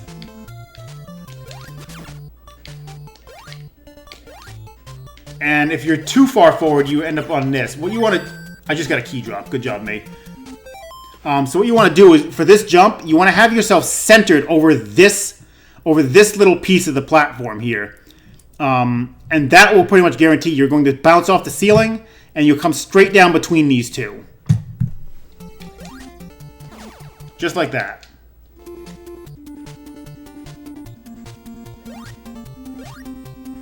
And in here... oops, I thought I was in a different room than I really was. This room you go use. This room is just down.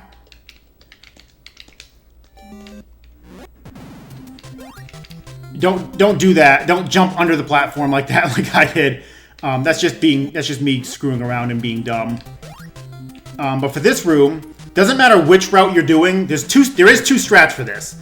Whether you're going for a key drop or whether you're not going for a key drop, there are two strats for this room. Did I get the extra life? I did get the extra life, so I'm short one bomb.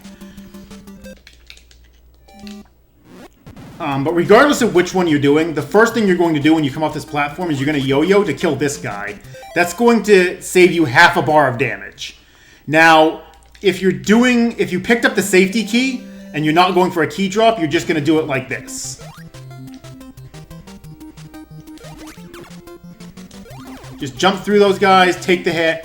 Come over here. The goal is to get this platform on screen, because this platform doesn't start moving until it's fully scrolled on screen.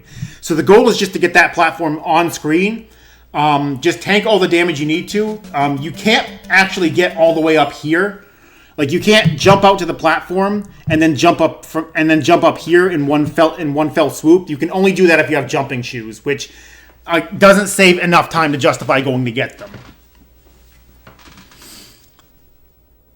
So again, the whole goal here is just to get over to spawn this platform. If you're not going for a key, you're not killing anything in here. You're just going to run straight through.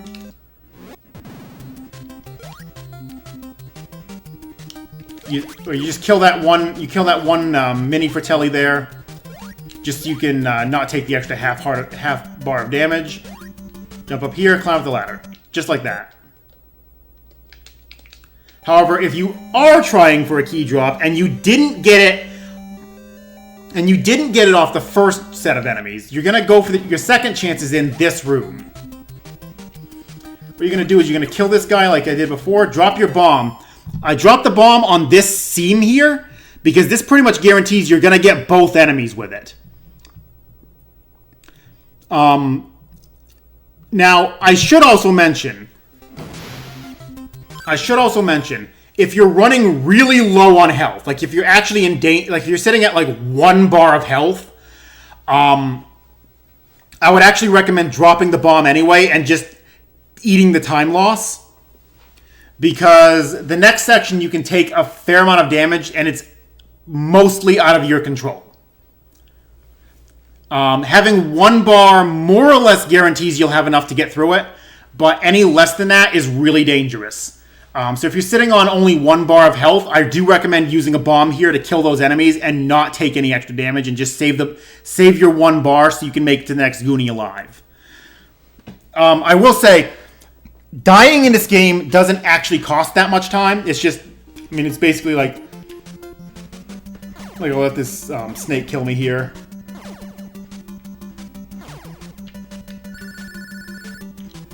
Aside from the beautiful telephone sounds. So it'll just respawn you somewhere in the room. It's not a huge loss. However, game overing is a big problem. Dying just respawns you. You only spawn with 4 bars of health. Do keep that in mind. If your max health isn't 4 yet, you'll respawn with full health. But if you have more than 4 bars max, you only start with 4 bars. But dying itself isn't a big penalty. Game overing, on the other hand, like this, where you see Ma Fratelli here and her mouth, and she got a face that only a mother could love. Just if you game over, mash start. It'll respawn you in the same location you were in. However, you'll notice I have no keys, I have no bombs. The penalty for game overing is you lose all of your consumable items. Your keys, your bombs, your fire bombs, and I think you lose the slingshot as well. In addition, it always reverts your equipment back to yo-yo and basic shoes. You actually have to come in here and re-equip the hyper shoes if you game over. So do remember that, and that's what I'm trying to help you guys avoid, is avoid game overs, because those are the most penalizing thing. The biggest problem is obviously loss of keys, because then you have to actually farm for a key to get back into it, and you might have to farm for 2 depending on what point you're at. But we're going to assume that you don't game over and that you try not to game over. But yeah, if you're going for a key drop, kill this guy, drop the bomb on the seam, kills both those guys. If you have the health to spare, just jump through the bomb, grab the drop on your way through.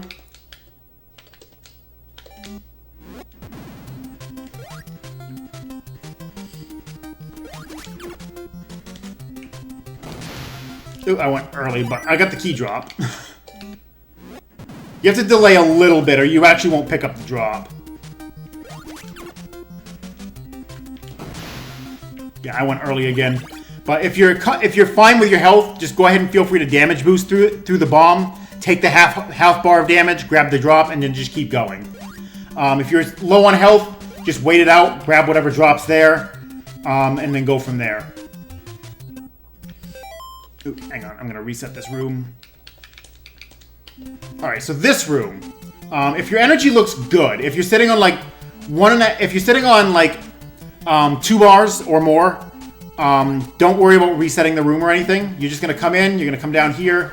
So the dangerous part here, as you just noticed, I got stabbed by this guy. He does half a bar of damage if you just run into him, but if his sword is out, it has its own hitbox. And that hitbox actually does a full bar of damage instead of only half a bar. If you're sitting on 2 bars of health, you'll be fine.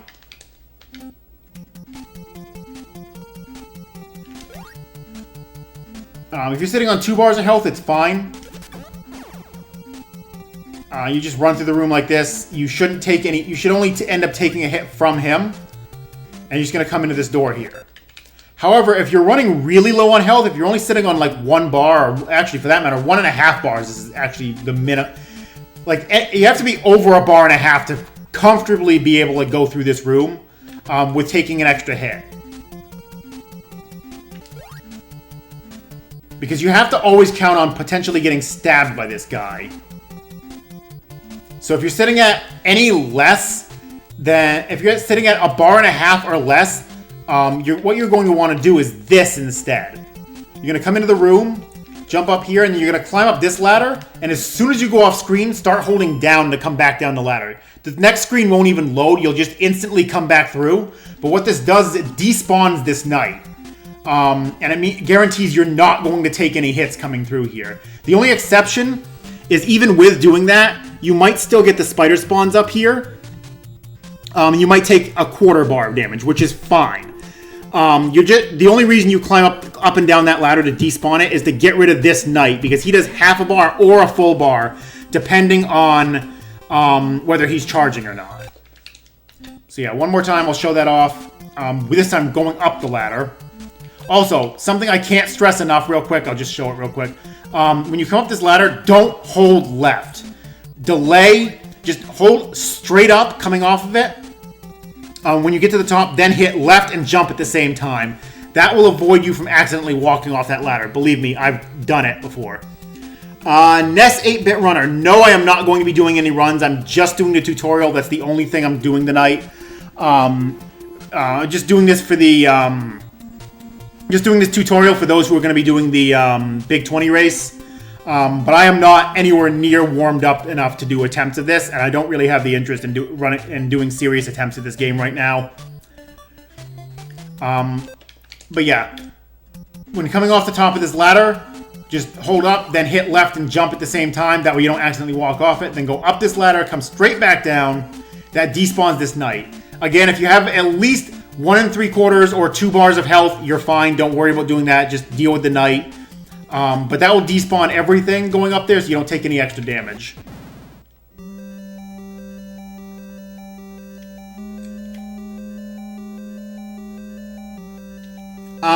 Shaolin? No, I'm not going to be watching Dragon Quest Randomizer.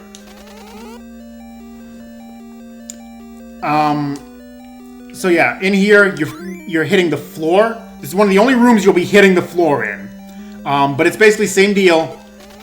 Hammer position is right about here on the left edge of it. You can do it dead center, it doesn't matter. As long as it's somewhere in this position, it'll open every time. Pop your ladder, up to go down the ladder, remember that. Always you hit up to go down the ladder. It's up, then right. In here, diving suit.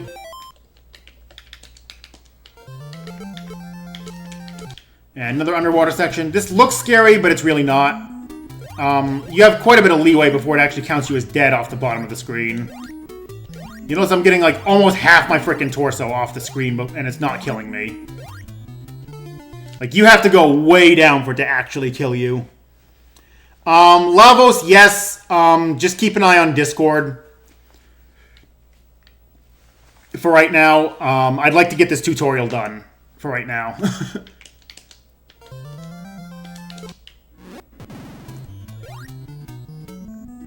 But yeah, not as scary as it looks because you have a ton of leeway here.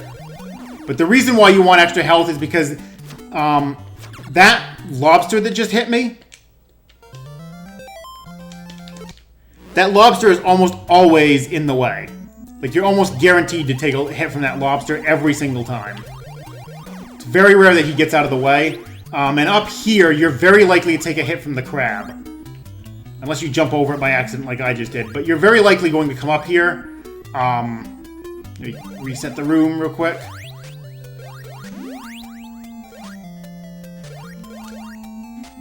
And that crab's going to spawn, very likely hit you.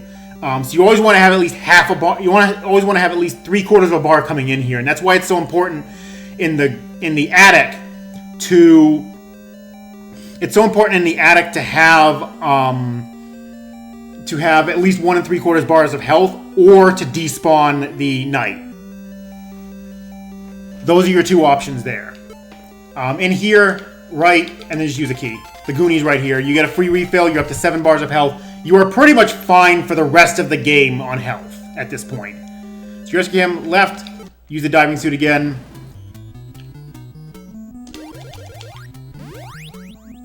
The enemies haven't spawned, so you shouldn't take any damage. Try not to smack your head on that thing like that if you can. Probably take a hit there, not a big deal. Again, this damage at this point is mostly irrelevant. There's not much that's going to be able to kill you at this point. You have a lot of health.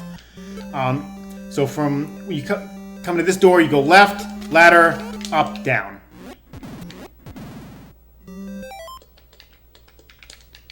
And then in here, so you would think it would be faster to do this,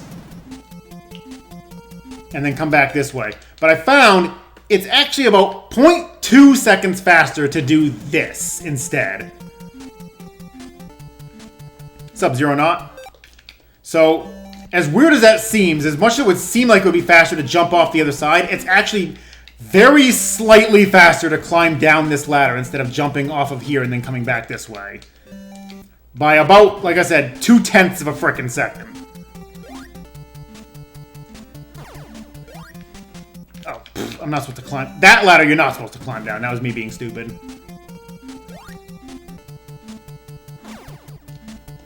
Just jump down here. You're going to take a hit from that knight. Not a big deal. You have enough health for it. Delay there slightly when jumping down from that section. You come over here, you do that. You do that. You notice that little bit of back and forth motion there that I do.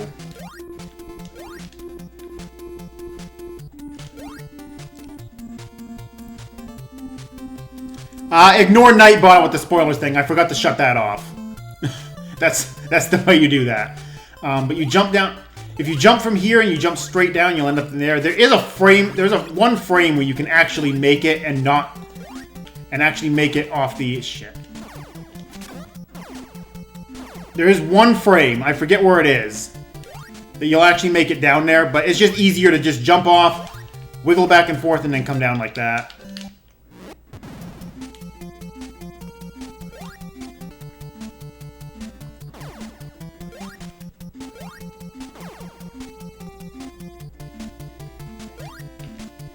That was a mistake, but whatever. So for this room, again, pretty basic room. Except this first part here is basically the only thing that's really necessary for it. You actually want to wait long enough so you can make the jump up there instead. Because if you don't, you end up on this, you have to climb up here. It ends up being very slightly faster to just wait and then jump up like that. I don't have a good visual cue for this one. It's usually when it's about even with this platform here. Actually, that's the perfect visual cue. So what you're looking for this platform to make this jump, you want it to be about even with the top of this platform to be about even with the top of this platform. That will allow you to get enough height to actually get up here. Because if you do it too late, you bounce off the ceiling and end up down on the lower platform anyway. And if you do it too early, obviously you're just not going to make it up there to begin with. But if you just line it up... Oop, well, that was my bad. But if you just line it up with... I mean, you have plenty of leeway on it. You can go a little bit over that. I would actually recommend probably letting it go another half tile up. So, like, when it hits about this circle right here, I guess... When it hits about this circle, you're going to want to jump from there. And Shaolin, no. You don't have enough jump height. Mikey can normally only jump 2 blocks high. But what's happening is the platform's momentum is being added to Mikey's. So he gets extra jump height out of it. Oop. Good job, mate. So you jump like that, it gives you enough height to actually make it all the way up there. But from down here, you don't have that momentum, so you don't even come close. So yeah, but when it lines up with that red dot in the background, you're just gonna walk through here. The only other thing is you want to walk off of that platform there.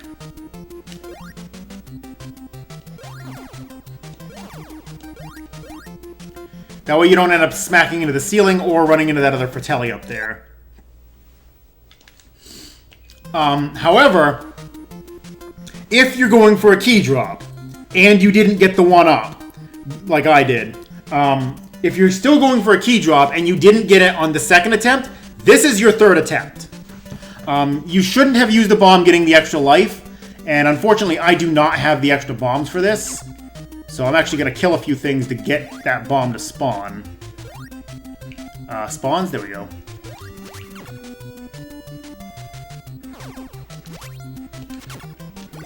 Of course, now they're just going to give me hearts.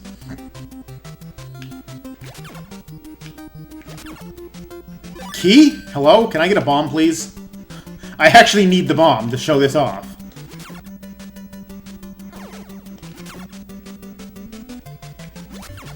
There we go. Okay. So I'll reset the room.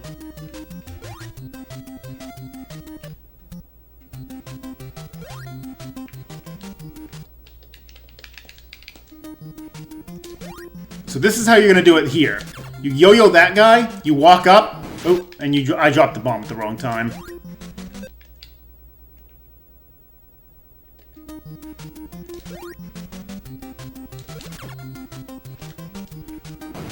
Okay, so yeah, it was this seam right here. I knew there was a seam I dropped it on. I just couldn't remember which one. Note that this is the slowest of the 3 bombs, of the 3 chances at a key. This is the slowest of the 3 that you're going to try for. Because in this case, because you're jumping across here and yo-yoing, you delay right here. Whereas when you're coming from this direction, you come off the platform. You just yo-yo and you don't end up hitting, and you don't end up stopping at all. You yo-yo the guy right here, then you drop your bomb on the seam, and then you just wait on it or jump through it as it explodes. So you don't lose any time there. In the first one, you're dropping 2 bombs pretty much without stopping, and only the third one ends up requiring a yo-yo. So the first one is the fastest, the second one is the second fastest, and this one, because of that delay, and then still waiting on the bomb, this is the slowest of the 3, so I guess it's fortunate that it's the last one. But if you're insistent on going for that key drop, this is the last point you will be trying for it. Drop the bomb. Again, drop the bomb on this seam, so it makes sure that way it's guaranteed to hit both enemies. Hope for a key drop. Again, if you're not going for the key drops, if you got the safety key, you can ignore all of this and just damage boost your way through the room. If, however, you were going for a key drop and you did not get any keys, you're now going to start farming. And the best farm spot is basically right here.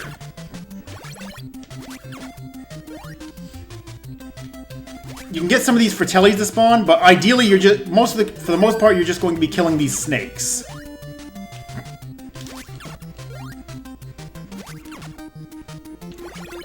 You're just going to go back and forth between these two platforms and just keep killing the snakes.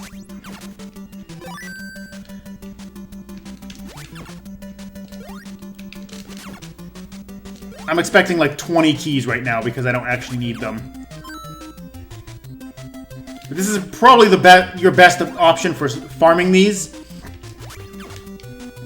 But again, I do recommend do not go for key drops. Just go get the safety key for the race. That's my recommendation.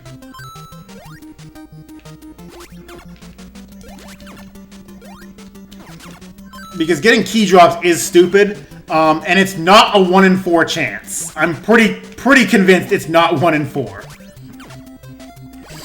Hearts seem to be the most common, with bombs being the next common, and then keys are just like, sometimes they feel like dropping, and other times they just don't. Oops.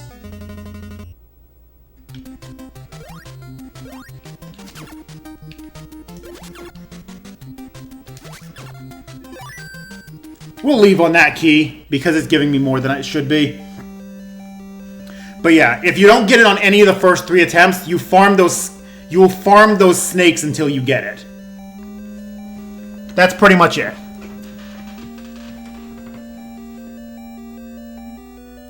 And in here, we just go up, jump down, climb ladder.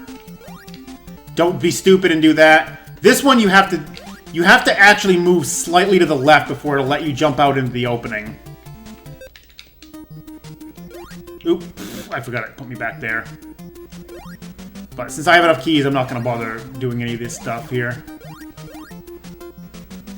I should have save stated here.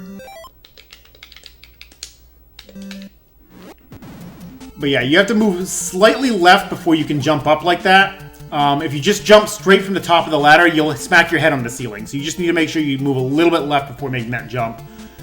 You'll come up here. This guy's going to be in the way. Expect it to... Wow, hello. Wasn't expecting to take that hit. Or rather, I'm expecting to take the hit, but I wasn't expecting to take the knockback. Just jump through it, take the hit. Same thing up here. If you yo-yo the knight like I just did, you can sometimes prevent yourself from taking a hit. Not a big deal if you don't. Health is not really a big concern at this point.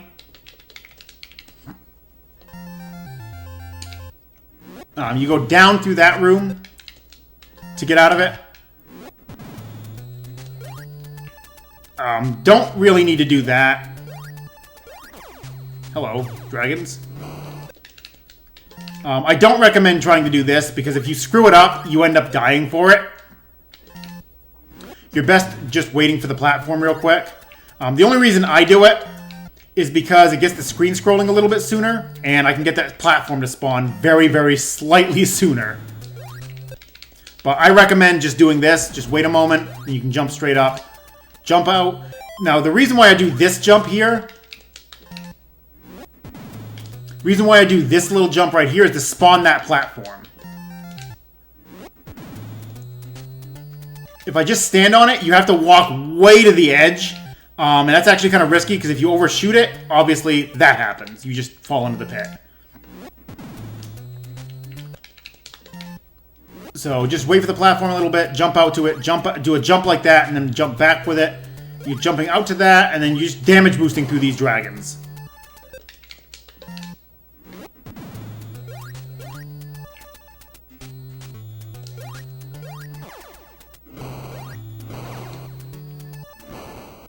Simple as that.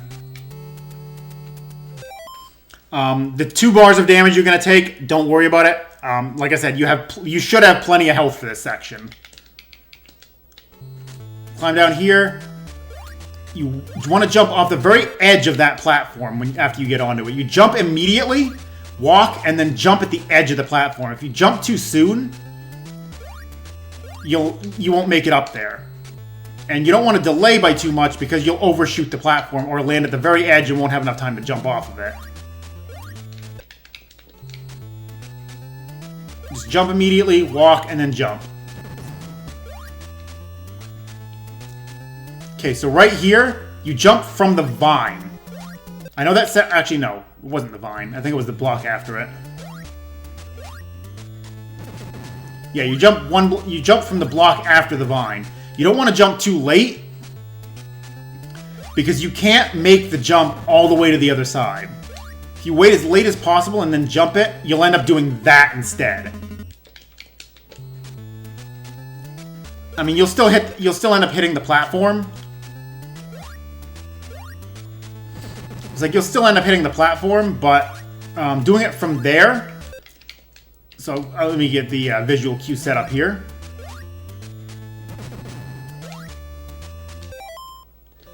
Right here. You want to have Mikey centered on this block right here. And the reason for this is not to fall in the pit. Is not to delay and not get onto the platform. The reason is so that when you hit the platform, you can just jump immediately, and it mostly puts you on the vine. Oh my god, controller, please. Take my inputs.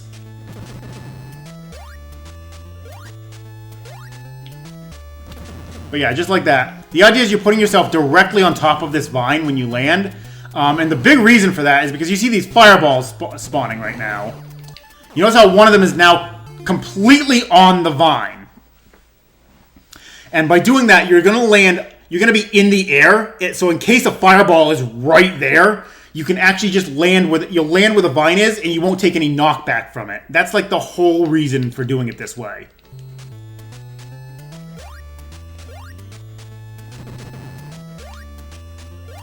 You can jump almost as early as you want, though. Like, you can jump clear from back at the vine if you'd like.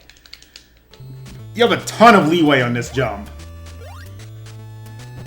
Like, I'm gonna do it I'm gonna do it from the vine instead, and I still made it. Like, anywhere on those last two blocks, just do it before you reach the end of the... Like, do it before you're actually hanging out off the edge of the platform. That's really what you're aiming for here.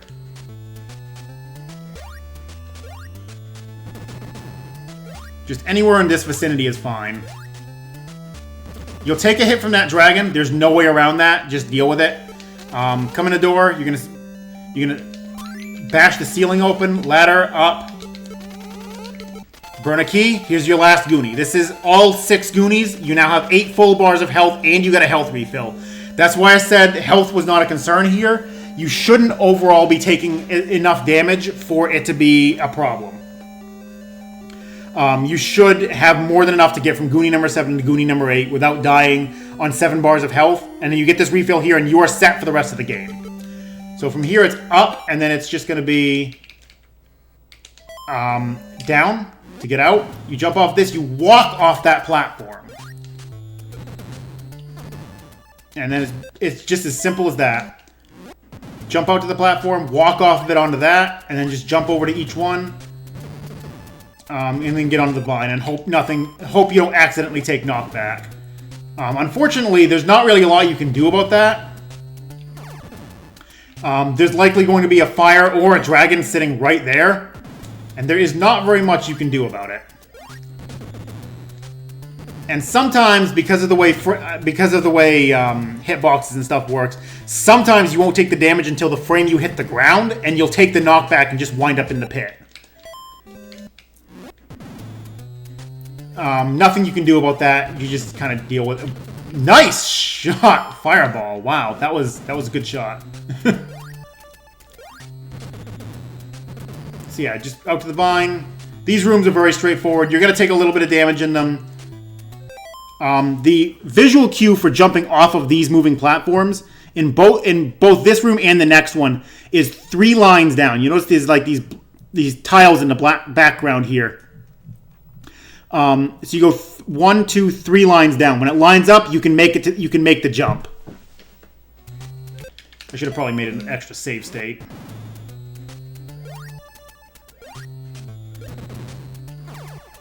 Nice knockback from the dragon.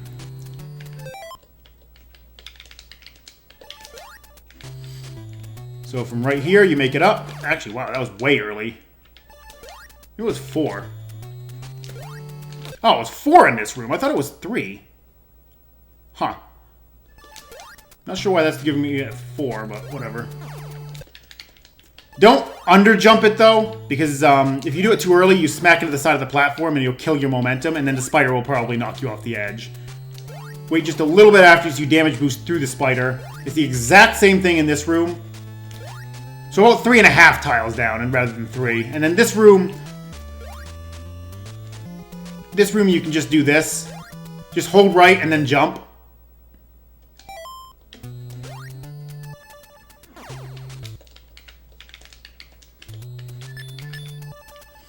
Just hold right, jump, you'll slide through the platform, and then you just walk off the edge of it. Very, very simple to do. It doesn't require any complicated anything. So, in this room, it's 1 forward, hammer the ground, ladder up, right. Wait for this guy to stop battling. And then up. Now in here, you can jump straight to the right, but you'll always end up smacking into this platform if you do that. So what we tend to do in here is when we come out of the door, we take a slight step left and then do it. Slight step left and then jump. There shouldn't be like a pause like that. Like it's just like that. That causes you to not smack your head on that platform. There won't be any enemies in the way, so just run straight for the ladder, into this door, straight down. And you're just gonna jump through these. Up here, and you'll notice we're back at the beginning of the game. This is actually intentional because this is how you get to the end of the game. So, in the room where you originally picked up the key holder, if you go into the next room, there's a hole in the ceiling. This is how you get to the end of the game. You use the ladder in this room, you go up, right, and then you're in a warp zone. And now you're in the area where there's a trick that I don't recommend you do because if you screw it up, you die. So this is attic jump. If you want swag points, you do this. You just do 2 jumps. It saves all of half a second. If you want to play it safe, and if you want to be smart and play it safe, you do this instead. You just walk off this first ledge and then jump. However, if you want swag points, you do this. You just climb up. Like, this is a pretty basic section. Right here, jumping down to this area here, you want to jump from when you're directly over this wall. That's going to cause you to fall in between the two instead of over jumping it and landing here or under jumping and landing here. You want to jump from about this point here. Line yourself up with this wall and make the jump. You'll land in between them. Come over here, don't run into that guy and go into the door.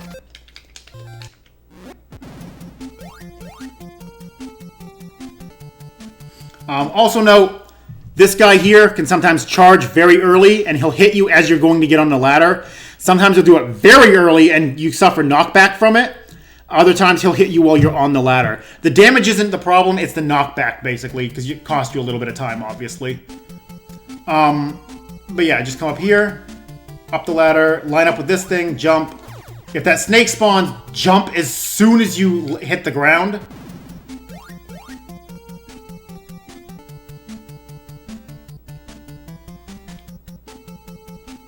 Hopefully it does spawn this time, but late enough that I can actually deal with it. You jump just in case it's going... Just in case this snake over here, just in case he spawns very early, you jump in hopes of not taking knockback. And you just proceed over here into the door. This room is just straight up. And this section of the game is actually really, really easy. Like, there's nothing complicated about the end of this game. Oop, didn't mean to do that. I meant to go the other way.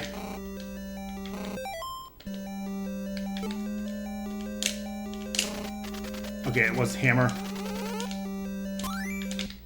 Didn't realize you actually had to hit the hammer to come back through that door. I've never had to do that.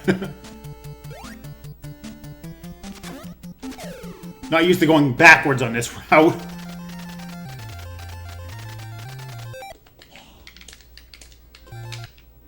But yeah, up through that door. Couple easy jumps, and then you jump at the end of this. About here. You jump as you're crossing these boxes. This gets you over that snake.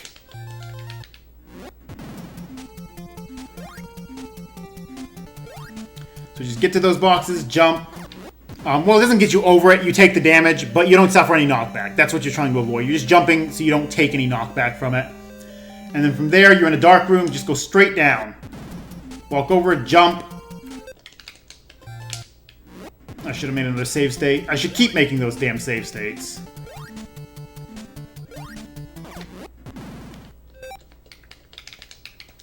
Yeah, down.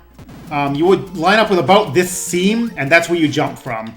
So it's not very long at all. You just walk out, you jump from the seam, and you make an immediate fall there. So a little bit faster than doing this. You walk off the edge and then do this. It's a little bit faster to just do this instead. You can line up with that seam and it makes the jump free. The rest of this room is pretty straightforward. This room, same thing.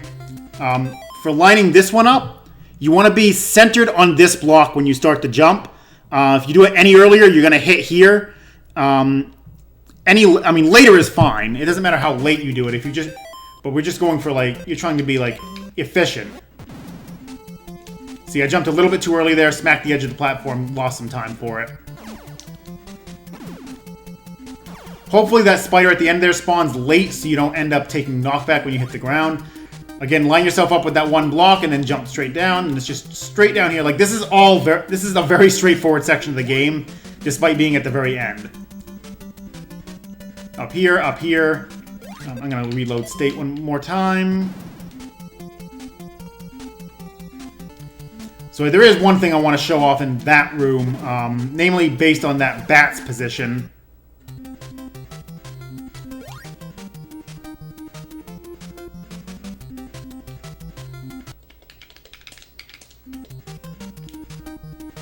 So this bat and this spider can sometimes be in the way. If you just do this as fast as possible, so you notice the bat was potentially going to be in the way there.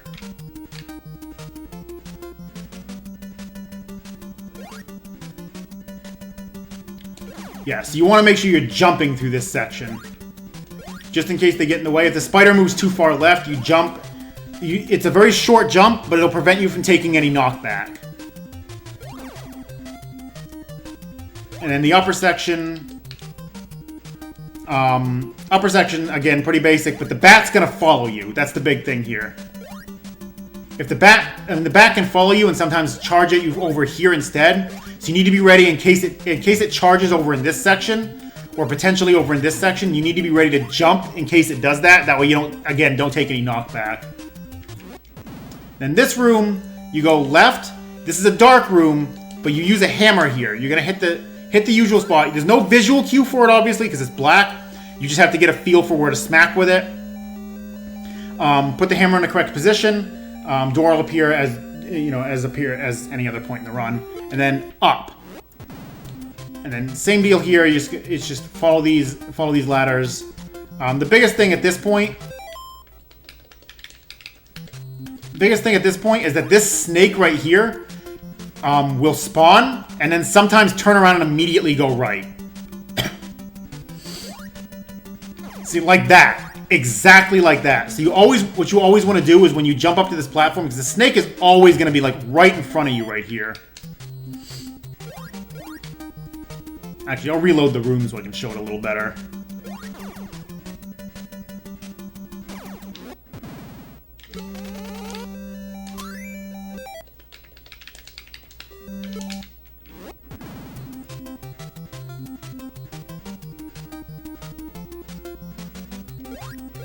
So just like that. So the snake will turn around, and because you're close enough to it, it'll turn around and charge at you. So what you want to do is when you jump up to the platform, immediately jump again. It's a very low height jump, but it'll prevent the snake from knocking you back. If you just keep walking, the snake might, the snake may just keep walking to the left, or it may come back. And again, it's just preventing a little bit of knockback there. And then this room, there's nothing to do in this room but use the diving suit. And then this is the very last room in the game. Big door. This is the end of it. Pop the key and... Oh god! Naked mermaid. Shit. Too lewd for Twitch. Too lewd for Twitch, guys. Sorry, I've showed a topless mermaid.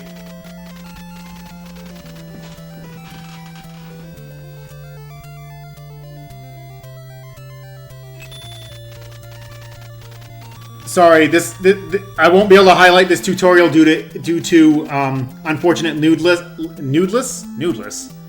The fuck's a nudeless? Due to unfortunate lewdness.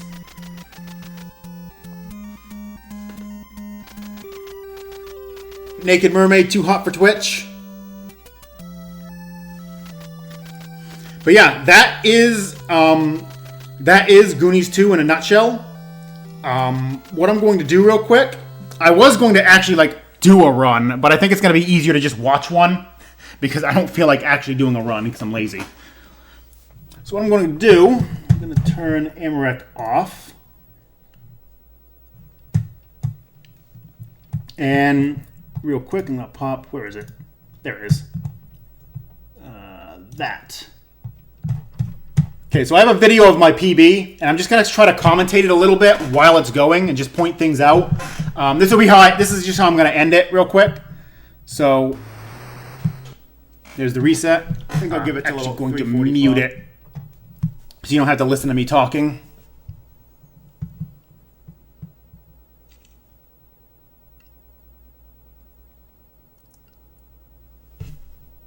Actually, I'm not going to mute it, because it sounds weird without any sound.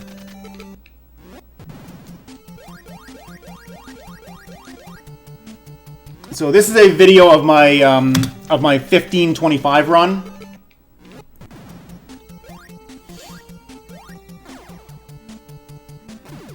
Again, as I mentioned earlier, whenever you're coming down a ladder, always hold diagonal instead of holding straight down. That way, you'll start moving on the first frame you touch the bottom. You won't have any ducking animation or anything like that. This whole section, very basic. What's up, Ouija Wee? Yep. Oh, hey, it's cutting off part. It's cutting off part of the camera. I didn't even notice. Whatever. At this point, I'm looking to save like 1 second. I already dropped the time by another 5 seconds today. I'll turn the volume down a little bit. 15:25. But yes, I do agree, Past Dragon. I do agree. We should drop the time by 1 second.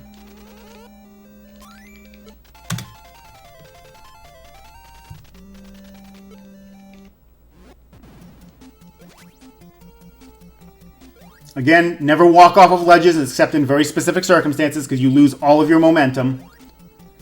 You always want to do it jumping off of them. Right here, you line it up. You line up that jump by being in the very center of the ladder. That guarantees you're not going to smack into the edge of the platform.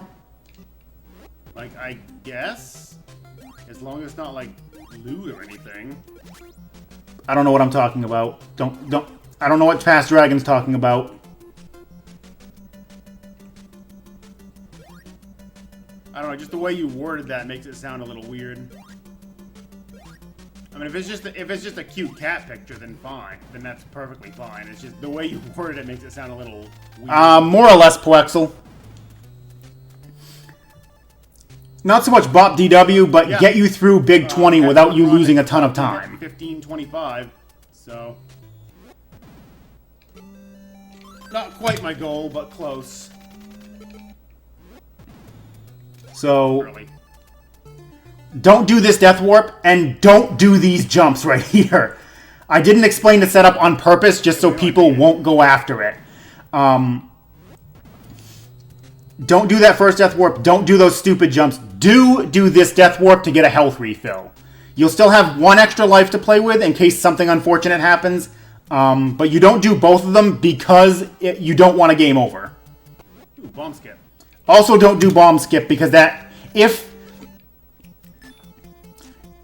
you don't happen to get bomb skip, you lose half a bar of health, and you don't want to do that.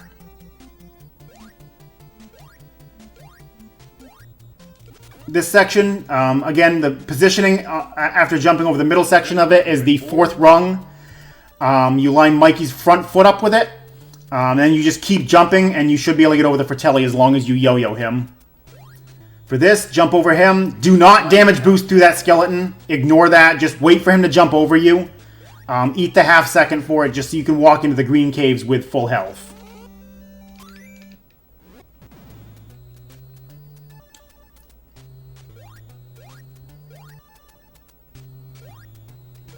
Jump here to try, just in hopes of that geyser not hitting you. You can, if you're full health coming in here, feel free to take the damage boost. If not, damage boost off of that skeleton. If not, do not take it. Just wait the half second. It's better to be a little bit safe there, because the geysers can really screw you over. Here, upright, glasses glitch, up again. Down, left, down, down to get out of the room. Right here, position yourself at that rock and then backtrack a little bit so you don't end up suffering knockback from that scorpion. Come in here, grab your key holder.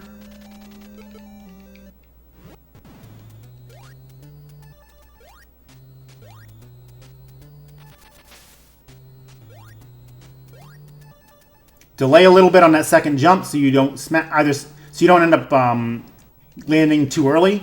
Here, left up, hammer, glasses glitch, key, down, down, right, down. Glasses glitch is perfect. I agree, Past Dragon. That was perfect glasses glitch. Right here, after that jump, hold back just a little bit so you don't smack the next platform. And actually, I'm gonna back it up just a slight a bit. Position yourself over that, directly over that rock, so you actually make it onto the upper platform and don't end up falling down below. And don't jump too late at the on that very last jump, or you'll end up hitting your head on the ceiling. For this, position yourself directly on top of that upper vine, and you land right at the base of the lower vine. Okay, 2 3/4 is really good right here. Yes, it is, Past Dragon. For that one, again, 4th rung. Line yourself up with that, and then just jump from it. On every one of these platforms, it's always that 4th rung you do the jump from. If you're feeling unsure about your health, don't take this damage boost. Just yo-yo him down. Back foot on that first rock. That's where the positioning is to make that jump without hitting your head or falling in the pit. Jump over the scorpion into here. Do this very quickly. You need to be very fast on it. Jump kind of late on that one, so you hit the platform, and then jump immediately again so you don't smack yourself on that wall. For you guys, you'll be entering that door, going and and detouring to get the extra key holder, so you don't have to do the stuff that I do. I already covered that earlier. For this, jump in between those and then bounce off the ceiling there, or you can just walk off the edge. Either one works, doesn't matter. Right here, jump through this to take the damage, and then smack your head on that particular spike in the ceiling to keep yourself from taking a knockback. If you have enough health, damage boost through that lobster. Just don't even worry about him. Just take the hit. Same thing with this one. Just go right through him, unless he does that, and you don't have to. Grab your ladder. Right. Hammer the ceiling. Ladder. Up. Ladder. Key. Up. Left. Diving suit.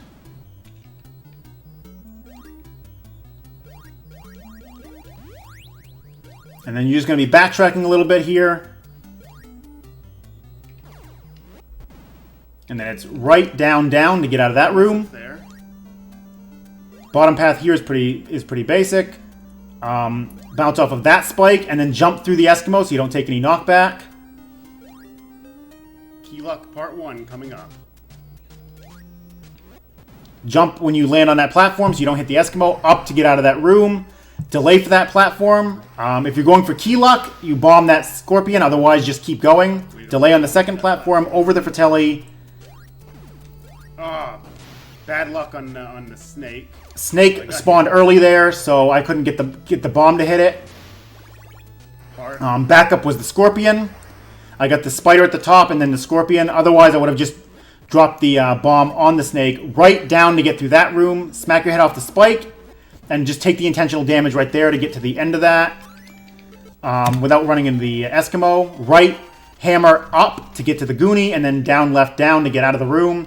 Slight delay before you start moving there. And then slight delay before you jump onto that platform. Left up to get out of this room. Fall straight down. Then jump onto the platform. And just jump straight across. You don't have to wait for an extra cycle. Over the scorpion. He'll generally shoot at you. And you can just jump over it while doing that. Very basic room. Back through Warp Zone Dude. Have to wait on this platform. There's no way to get up there early. Skip this platform. Alright, 2 more shots. Grab the ladder without getting down to the lower part of it. How to do it without a bomb the 3rd time if I have to. So right here, delay very slightly, then jump through the spider, and the Fratelli will jump down to the lower platform instead. With a bomb, up to get through that room right there. Do it if I don't happen to get a bomb drop on the next one, if I don't get a key there. I agree, Past Dragon. You are contemplating exactly how you're going to handle the key drops here. So left, hammer the ceiling, ladder, up, down, down. Now you're in the volcano.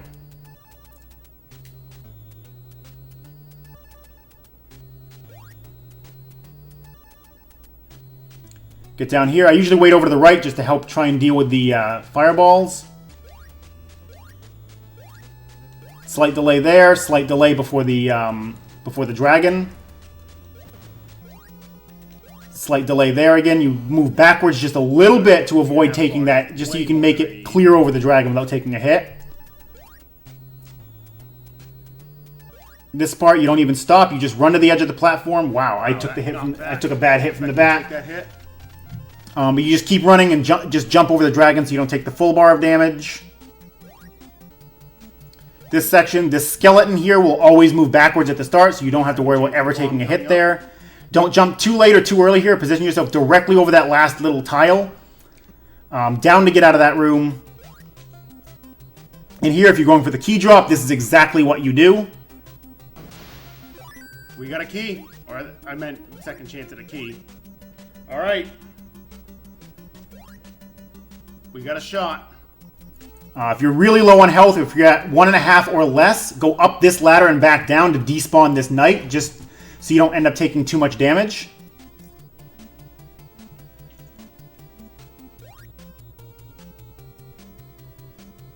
For this room, hammer the floor, ladder, up, right,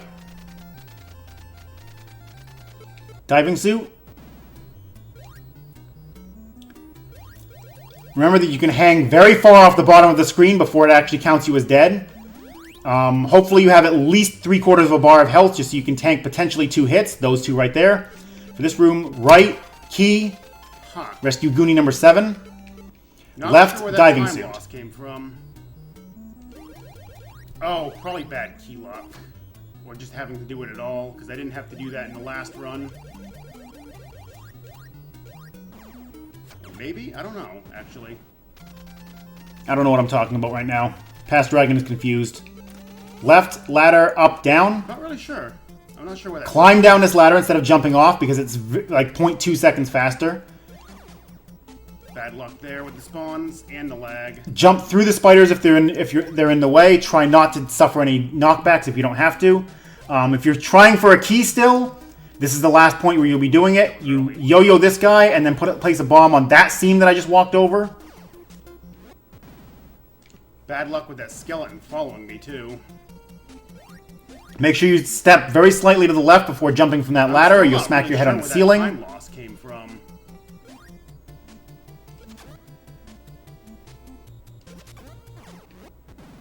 Just damage boost through those 2 guys. Back to the volcano. Down to get through this room.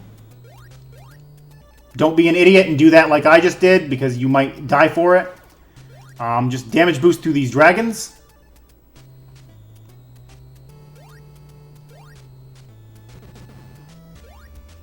Jump somewhere towards the end of that platform, but not too late, so you land right on that vine. Good job me getting here with 1/4 of a bar of health. For that one, it's hammer the ceiling, ladder, up, ladder, key, up, down. Walk off the edge of that platform instead of trying to jump off of it. Then just jump over to the edge, jump over to the end there. For these, it's about 3.5 blocks down is where you jump up to the upper platform. That's to keep the jumps tight and save a little bit of time. Just hold right and jump here, and then just hold right, and you'll walk right off the edge. You'll clip through the platform, and then walk off the edge of it, and you'll be fine. Coming into this room, it's up, hammer the floor, ladder, up, right, up. Make sure you move a little bit left coming out of that door so you don't smack your head on that ceiling. This room is just down, and it pops right back up, and it pops you out on this side. Now we're back near the beginning.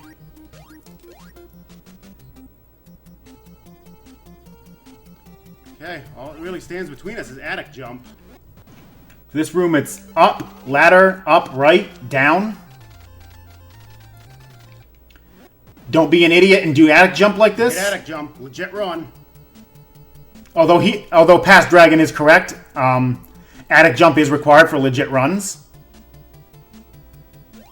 Position yourself over the wall right there to get to kind of squeeze in between the two sections of floor. Just straight up to get through this door. A couple basic jumps here. Jump at the beginning of those boxes so you don't take knockback from the snake. Down to get out of that room. Jump at the first seam. That'll get you around the edge of the platform.